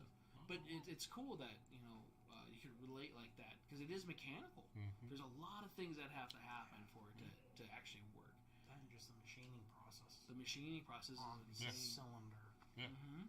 Yeah. I think about the machining process to make this gun in 1895. Right. 9 dudes with a hammer. Pretty amazing. And of course, early 1911s, if you ever seen any of those. Early single action Colts. Think about that. Think about the old cap and ball. Think of, even the stinking cap and ball black powder. Mm-hmm. I've got an old Dragoon. It's a rotating crazy. cylinder. Yeah. Because before that it was packet full of stuff. You had the flintlock and stuff a stick down there. Yeah. Crazy. And boom, maybe. And hopefully. Yeah. 1,000, 2,000. That's where we got that safety roll from. Yep. To 10. Right. When's it safe? Just keep holding it. Yeah, the whole rotating cylinder idea and how they came up with that, and the hand, and the timing trigger involved. pulls, and the hand coming up to rotate the cylinder exactly much, and then the lock, the bolt, if you will, for the locking the cylinder into place. And it's again, somebody's mind was, I always say, kind of given that. It's definitely a gift. Yeah, somebody to be able to come up with that. There's some idea about somebody saw something, and that's what gave him the idea of this rotating cylinder. I can't remember the whole scenario, but anyways, that's but still, just the fact that we have these machines that I certainly carry to defend myself and my loved ones, but the majority of that I have are for my pleasure. It's what I like to do. I like working on them. I like thinking about how I can potentially improve them. Now it's just come here and support Jared and buy stuff from him. I don't make anything myself. I'm coming up with something that I'm going to put out to the world one day. A short reset trigger for a SIG, and and I reload for everything that I shoot. Everything. That's why I don't own a except my 32. I don't reload for 32. But anyways, everything else, all my pistols, all my long guns, my 308, I got 338 Edge, 6.5 Creedmoor, 224, 3220 lever action. I was going to bring that because that's actually a really cool gun. 30-06, 308, 7.62 by 54R. What else I got back there? 5.56. What you had? Yeah, they're all in the bottom. You're either in Lake Powell. That's why you can't remember. Yeah, I'm having a hard time remembering everything. His man will use them. Yeah. They haven't been. Yeah, they're a little busted. I would have liked to take a tour of his workshop just to see all of his setups and how he decided to configure it all. But with all of it being gone now, Right, scuba Yeah. guns. Yeah. If only you'd come over earlier. earlier. Yeah. I could show you where they used to be in the safe. That's where my 45s are. This rack was for my Glocks. This rack's for my SIGs. This rack's for my Colts. This rack's for my revolvers, Smith & Wessons. Nice. Now your safe is just your safe space. my safe space. Yeah. Yeah. Actually, so it carries some of my knives. The other thing I do is I collect knives. He does. I like He sharp collects a lot of things. Knives, yes. So I have a couple. Modifying knives and. I like to modify knives. I just like to take things and just nothing crazy, but I kind of make them my own. I fit them to my hand. I smooth out what I don't like. I change shapes and angles and stuff like that. So I just enjoy working with my hands and working with the tools that I've got all in my garage and in my shop, and it's what I get to do so that I can just get away from what I do every day. You're decompressing. It's my decompressing. It is. Yeah. It truly is. Because there's never a lack of something that must be done at the hospital. Right. So it's like the work's never done, right? You can't say, well, good, I finished all that, so now I go home. No, you make yourself go home because it's going to be there in the morning when you show up, Yeah. no matter what. So, because that's what we do. We don't close our doors, and so the situations never go away. So, but yeah, I enjoy firearms, and the crazy thing was, when I first got into undergraduate, I was up in Reno, and I still kick myself for one of the guns. I had a 30-06 bolt action. It was a Seiko copy. I can't even remember. It was a Jaina. We're talking early 70s, right? Mm-hmm. And but the other thing I was living with my stepdad, but my biological father had given me a Colt 1917 45 ACP. The one that they made so that they could use they couldn't make enough 1911s, but they had 45 ACP. So anyways, I got to that point, a little tiny fraction of liberalism invaded me. How dare you? I know. But I was way into racing bicycles at the time. I was about 65 pounds lighter. Did you have it surgically removed? Yeah, I did. Yeah. So, and not that I right-wing Christian conservative, but still, I was like, what am I going to do with a deer hunting rifle and a pistol? I'm going to be a doctor, la la la la la,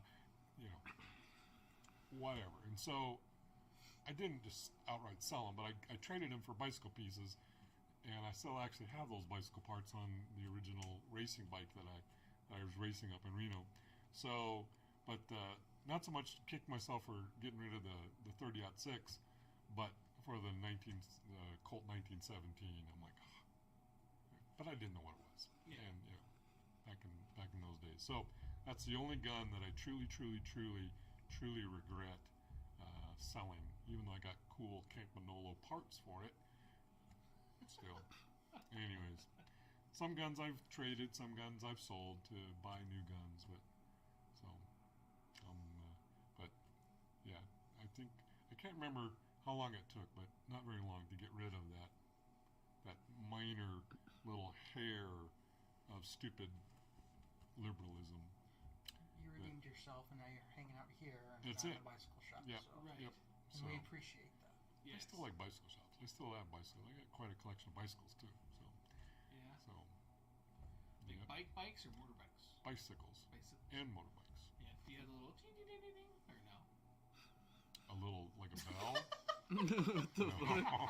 Everybody, this is your sponsor and host, Yes. Jared Templin, and Yeah. bing, bing, bing, bing, bing. Yeah, no, Streamers. sorry, exactly. So no, it's, No. my daughter does on her bicycle that I built for her. Oh, see, She that's wanted cool. it. She was, Dad, I want a bell, and so I got a bell. Yeah, yeah. So she's got a bell. But no, I've got just in one of our entertainment rooms hangs my original race bike and my second race bike and one of my original mountain bike race bikes back when I was racing. So Nice. yeah, Nice. very cool. So I was looking to see if there was any actual questions or anything. Uh-oh. There wasn't. Oh, Oddly enough, I don't know if I threw everybody we off. bored or them not. to death. No. But I did want to make sure I didn't ignore him. I think this is buddy of mine, but talking about getting this stuff done here, trigger done soon, buddy, soon. If you're still watching. And then I do have questions. So we did talk about medkits. Yes. Actually, the other day Yes. we were talking about medkits a little bit, and what to have, what I've been trying to procure and obtain different stuff, and we talked about like super glue and different things, and you know, you even brought up you know, your faith and everything, as we both do when we talk about different things, and one of the things that you brought up the other day was no matter how long you've been doing medical, because and a lot of times medical or science kind of bashes heads with religion, right? Oh yeah, with religion definitely. Yeah. So it was kind of shocking to hear that because of, you know, whatever in your profession, but not as a man of faith. To hear that, but how surprised you are that the human body heals itself. Oh yeah. And how it takes care of itself, because we were talking about sutures and we were talking about staples and super glue and different stuff, and how I was thinking about doing certain things, and God, I hope I don't have to sew anybody up ever, because if they did, you know, Frankenstein. Right, yeah. You just saw a lightning bolt on your arm? I was here. Yeah, so maybe we can take a look. Yeah. For a good time, call South Central. Wow. Whoa. But so so I could spend the rest of the evening, and someday I gotta get up in a couple hours. Right. But so I'll just say that it was an interesting situation that I feared somewhat going into the sciences. I had a little bit of a fear that what was that going to do to my faith? Yeah. Because of the significant amount of science that I had to learn in order to become a physician, and it didn't take very long at all, thankfully, that the more I learned about science, the body, the earth, the universe, the cosmos, and while nothing is absolutely perfect, bottom line is it only solidified and deepened and strengthened to a depth that I still am amazed how much learning the science of the body specifically strengthened my faith. Yeah. Because, and again, we could take the week, and I could bore you to tears about the different processes of the body and how perfect they are to do what they must do, and we don't even think we have no concept that it's happening. Yeah. So the very fact that we are hearing each other talk, Yeah. that, I mean, we talked about sound and suppression of sound, sound waves and the varying wavelengths And how we understand and those how we hear it. wavelengths. Right. So Yes. we'll get to that. Exactly. So our ear and our hearing mechanism is nothing more than a loudspeaker in reverse. Our tympanic membrane vibrates with the wavelengths of sound as it's put through the air, and that's then transmitted through those three tiny bones, the hammer, the stapes, and the anvil. But so then that's magnified to what's called the oval window, which then goes into the cochlea. The cochlea then is, to make a long story short, it takes sound waves and movement of our tympanic membrane and the three ossicles and then the oval window to set up a vibration within our cochlea that then gets interpreted by our acoustic nerve that then goes to our brain, and I say, oh, that's Jared talking about a mainspring in 1911. What? We're talking about wavelengths. We're talking about pressure waves of air, Yeah.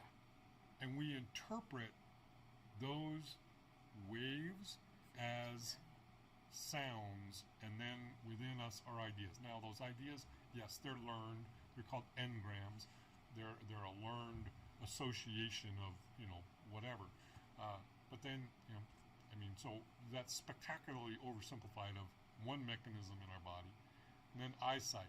So whichever side of the fence you're on, is light a wave or is it a particle? Regardless, a photon, wavelength, or is it a wave or a particle? But that goes into our eye. So our eye then adjusts for the amount of light, and our iris opens or closes depending. If it's really bright, it closes. If it's darker, it opens way up.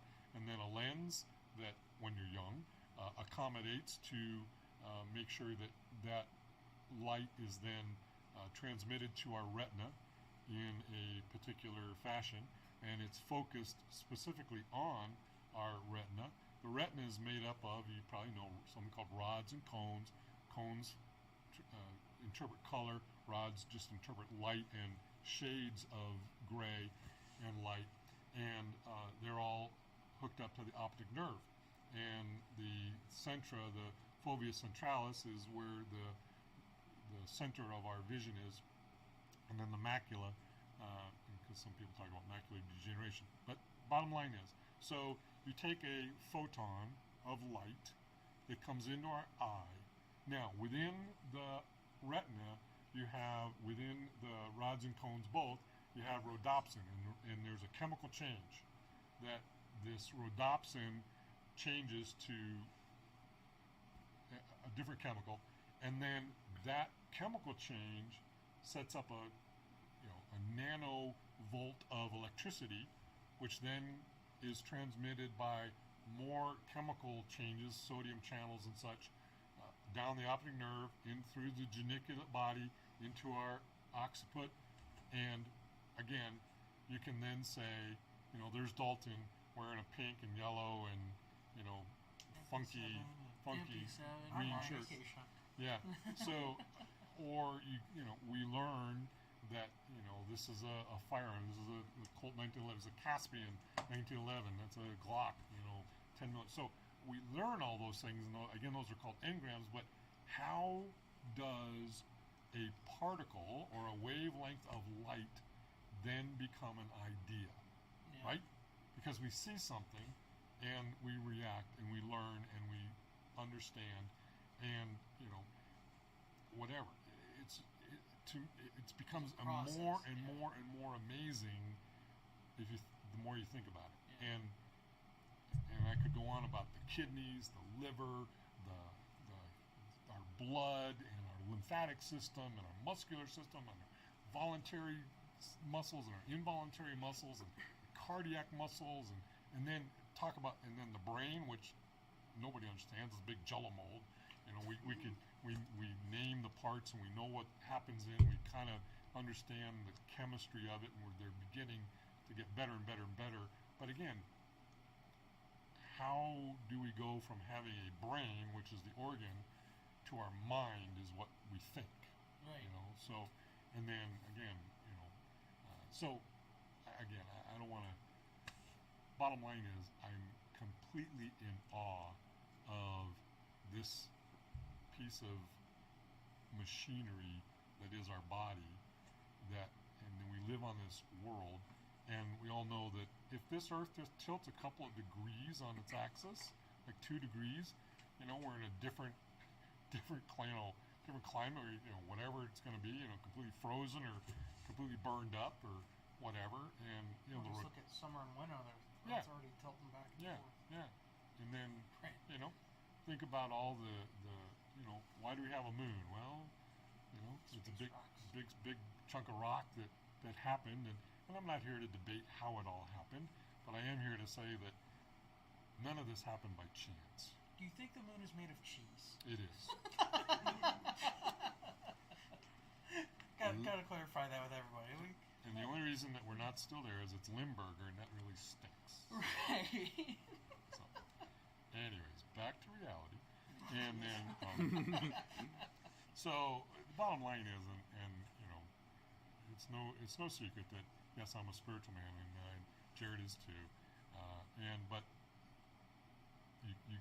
there is no question in my mind that a higher power, I'll just leave it at that, a higher power put all of this together. Right. None of this was by chance. None of this was by happenstance. I'm not going to argue, whatever, Big Bang Theory, dinosaurs, I don't care. Yeah, they're, man, dinosaurs, time, that's all there, right? Yeah. That's irrefutable. But, first man, did we come from apes? I think God created us in His image. Yeah. And but again, everything has its purpose. Everything has specific alignment. If something called pH. pH is the chemical measurement of acid and base, and our pH of our blood is 7.4. Now, battery acid has a pH of like 1.5. Sulfuric acid. If not even 1, it's spectacularly acidic. And then you have other things that are spectacularly basic. But our blood is 7.4. If we get down to 7.2, bordering on 7.1, we're in trouble. Your body starts shutting down. The kidneys start shutting down. Your lungs don't work right.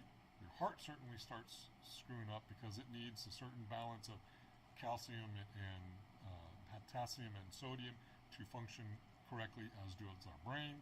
And so, or you go the other way, you start getting a 7.5, 7.6 even, you're pretty much dead. Yeah. So, now, yes, that's those that know chemistry understand that that's a pretty significant change in hydrogen ion, because that's what it's measuring. So, but the bottom line is, our body has to stay within a very small window of a pH balance in order to maintain itself. And the crazy thing is, the pH of our stomach is 2 or 3. Because of the acids? Because of the acid. Yet, why doesn't it just burn a hole through us? Because it's got mechanisms. Maybe it might be 3, but still, it's a very, very acidic environment that begins the breakdown of the proteins and the carbohydrates and such that we eat. We're supposed to chew our food 23 times. But the pancreas, everybody knows about the pancreas. The pancreas secretes insulin, the islets of Langerhans in the beta cells. Well, the other thing that's very important that the pancreas does is it produces bicarbonate. And so as the stuff, it's called succus entericus, the stuff comes out of the stomach and into the duodenum, and as it goes...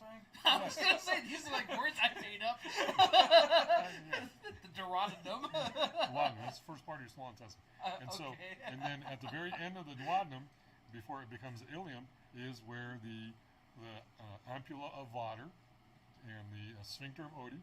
That's where the sphincter of Odin. Sphincter of Oddi. Odin. Yeah. Odin. That's where No N. Yeah, not Odin, not the Norse god. But so the pancreas squirts out the actual bicarbonate. Okay. So that's what happens. It's one of and so that then neutralizes the acid that has come from the stomach within the acid environment of the stomach.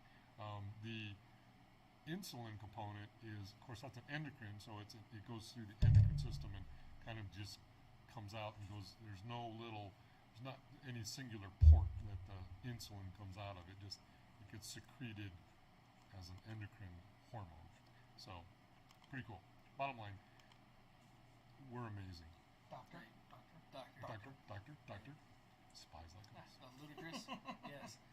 And so, I could bore you to tears, but and again, I'm very passionate about how amazing we are and the world that we're given to live on. Right. And how amazing it is, and the balance that it has to have. Yeah. And think about water. The most abundant solvent on Earth. but yet you turn your tap on and you think, well, there's water, but we gotta survive, you know. You gotta have it. 3 days without water, you're dead. Pretty much. You Yep, know, the rule of threes. Sand. Yeah. So 3 minutes without air, you're probably not gonna live very long. 3 days without water, probably not gonna live much more. And 3 weeks without food. Rule of threes. So back to let's finish this up because literally I gotta Well, go. what we'll do, if you can, one of these days, I can come back. let's do it. Come back, yeah. I can come back. That way we can make it more, med kit. Like a specific idea about Yeah, we like can do that. IFAC, Yeah. MedPack, Yeah. and the different levels and what you should have on you, what you should have in your car, what you should have at home, what Right. you should have when you're on a camping trip or you're going out shooting with your buddies or you're going hunting, Yeah. all those different things. Maybe So, like a home emergency kit. yep, I think everybody should have a 72-hour kit. Everybody should have at least 72-hour supply of everything. Yeah, food, water, Toilet medical paper. stuff, toilet paper. Money. $5 per person per day for Yeah, you should water. have about 30 days of money on hand available. That's my own personal. But so, anyways, it's been a pleasure. This has been spectacular. I can't believe it's been 2 hours. that Right. we've sat here and chat. This is kind of like your normal. I mean, not if your wife's watching, but Yeah. No, we it just- definitely is. He doesn't buy anything anymore. right, Yeah. it's just No. hanging out, Just hanging out. just hanging out. So there's a slush fund for a reason. Right, right. Which we don't know anything about. We don't know anything about the Right. slush fund. So, So yes. but no, I definitely appreciate you coming on here, It's been great. definitely would love to have you back for more, because Yep. there's so much that one we can learn. We can learn stuff every day. Yep. That's the beautiful part about And that's the like great you're thing talking about this world and everything else. you've got something that I don't know, and I probably have a couple things that you might not know. It's So like modern knowledge. yeah, The Your duodenum knowledge? lot on the dudicus or whatever. Sucker. With the sphincter. Odin sphincter. OD. Odin sphincter, succus So- entericus. Right, I would have been kicked out of med school. I'm so sure. Like, I am coming up with better names. Oh, we do. I have to do the. Have you ever seen the transmission video from Chrysler? It was the turbo encabulator. Oh, I think I have. Yeah, it's Yeah. hilarious. Yeah, with the dingle arm and the chingus and the Yeah. how technical names are. And Exactly. it's just a Exactly. spoof of that. Everything's got its own language. Yes. So, but yeah, definitely thanks, Doc, for coming on. Dalton, thanks for being here as a co-host. Yeah, absolutely. What are you doing Thanks, next Dalton. Thursday? I guess I'm going to be here next Thursday. So he's our guest on next Thursday. Awesome. We're gonna learn about What do I yeah, got? Dalton. Explore the mind of Dalton. That's that could be. We're everybody's going to be in straitjackets and going to see doctors for mental medications. It's a different kind of doctor though. Different Yeah. kind of doctor. Sweet. But yeah, we'll have you on here, and we might get kicked off YouTube, but it's okay. I'm starting a make it Patreon Michael. page, I think, because of that. Oh, Because YouTube sometimes doesn't Wow. believe in the First Amendment. that's true. And or the Second or- Amendment. They don't. Right. It's scary. Elon. And none of buy this is for YouTube. sale. This is all for simple display. So Right. Right. no guns were sold today or bought. They might You know. fact check that. You never know. I was Right. not buying any guns today, Gaynell, I promise. Right. So So, but yeah. these are my collection. We're So- probably going to start that. See your guys' Very thoughts cool. and feelings on the Patreon page thing, so we could actually have exclusive content. That one beautiful part about podcasts is your First Amendment rights stick. Yeah. That's one of the reasons I wanted to do this, because there's so much stuff about this industry, about your industry, about and You say exclusive content, I'm thinking about being shirtless. right, yeah. You know what? A Patreon, you can be. I just gotta click a button. Is there Yeah. nudity? He's Yeah. topless today. No, So he's topless. I'm Dalton's not making topless. that up, by Can the we way. pay Dalton to put his shirt back on? Yes. Yeah, you reach $250. Right. Turn down the light. They know the dim. It's so bright. He's so bright. He's so white. So, and yeah, at least that way too, you can introduce yourself and then go through everything, because we didn't really go over that today, which I apologize. But at the same time, like, we're having you on here anyway. So Yeah, Yeah. he's Yeah. a very interesting person. And No, always he fun is. to talk to. So. yeah. So definitely again, I appreciate you being on here. You bet. It's been fun. We did an audio yesterday. For those of you don't know, that was for guns and coffee and questions. Where I didn't drink coffee because I drank a whole bunch right before it and finished it before the actual audio happened, because I was trying to figure out how it worked, and then it worked, and I went, wow, I'm really dry mouthed now. So, talked about some cool stuff on there. So if you guys have not checked that out, that's on there. Our podcast here is live every Thursdays. Because there's multiple Thursdays in a week. There's 52, right? There's at least 52 a year. How many months have Thursdays in them? I don't know. Every one? 12? 12. 12? Unless tomorrow there's a new month. Right. Because if we be very specific, they might kick us off for being. Well, look, okay. You can't judge how many. Tomorrow's not a new month. Right. It's 2022. Not everything's possible. Yep. So our podcast here again is live on YouTube. Where after this, I take this, I rip it off of here as a recording, make a recorded video. So if the audio is messed up on the live because of lag, because of Wi-Fi, whatever technology issues, like my phone decided to work halfway through, and the audio is a little fuzzy or whatever, I could definitely I fix that. I make a recorded video version and an audio version, and then the audio goes on your favorite podcast medium. So if you're in your office with your tactical physician patch and you're like, hey, I want to listen to something cool, you listen to us. Right. You guys, not me. I'm just here for jokes. Right. Well, you're here for your looks too, baby. Right. Yeah, so... I'll be your Patreon. Right, do the Patreon. So, those are our links against South Central's idea, which is good. Oh, that's our website, right? Oh, we're on our links now. So, we have our podcast website, which has all of our podcast mediums, which he just had on there. Our links, which also shows all the different things that we're on. We're trying to get more and more out there. Hopefully get more collabs and different stuff with different people, and try to build this community out here in Las Vegas and get more people involved in the 2A community. It'd be awesome. Because it's a cool community to be a part of, for sure. What else was there? I think that was it. So you're here next week. We're going to have to schedule you again. You bet. I know you're a busy man, so even like this one, I could have swore I put you in the calendar, and then when we talked about the other day, like, hey, I'm still coming. Yeah, of course you are. Yeah. Because my phone did not save when we talked about that 3 weeks ago. You got to get me at least 2 to 3 weeks in advance, right. Otherwise something else is happening. Yeah, he's a doctor. Well, and that was the thing, is that's what we did too, and it was really nice, and definitely appreciate you spending your time here with us and instead of your family. It's more your gun shop family, but it's my gun shop family. Right. In fact, I'm texting my family right now saying, I'm still here, I'm still talking. Right. Still alive. But yeah, I definitely appreciate all of those that came and watched.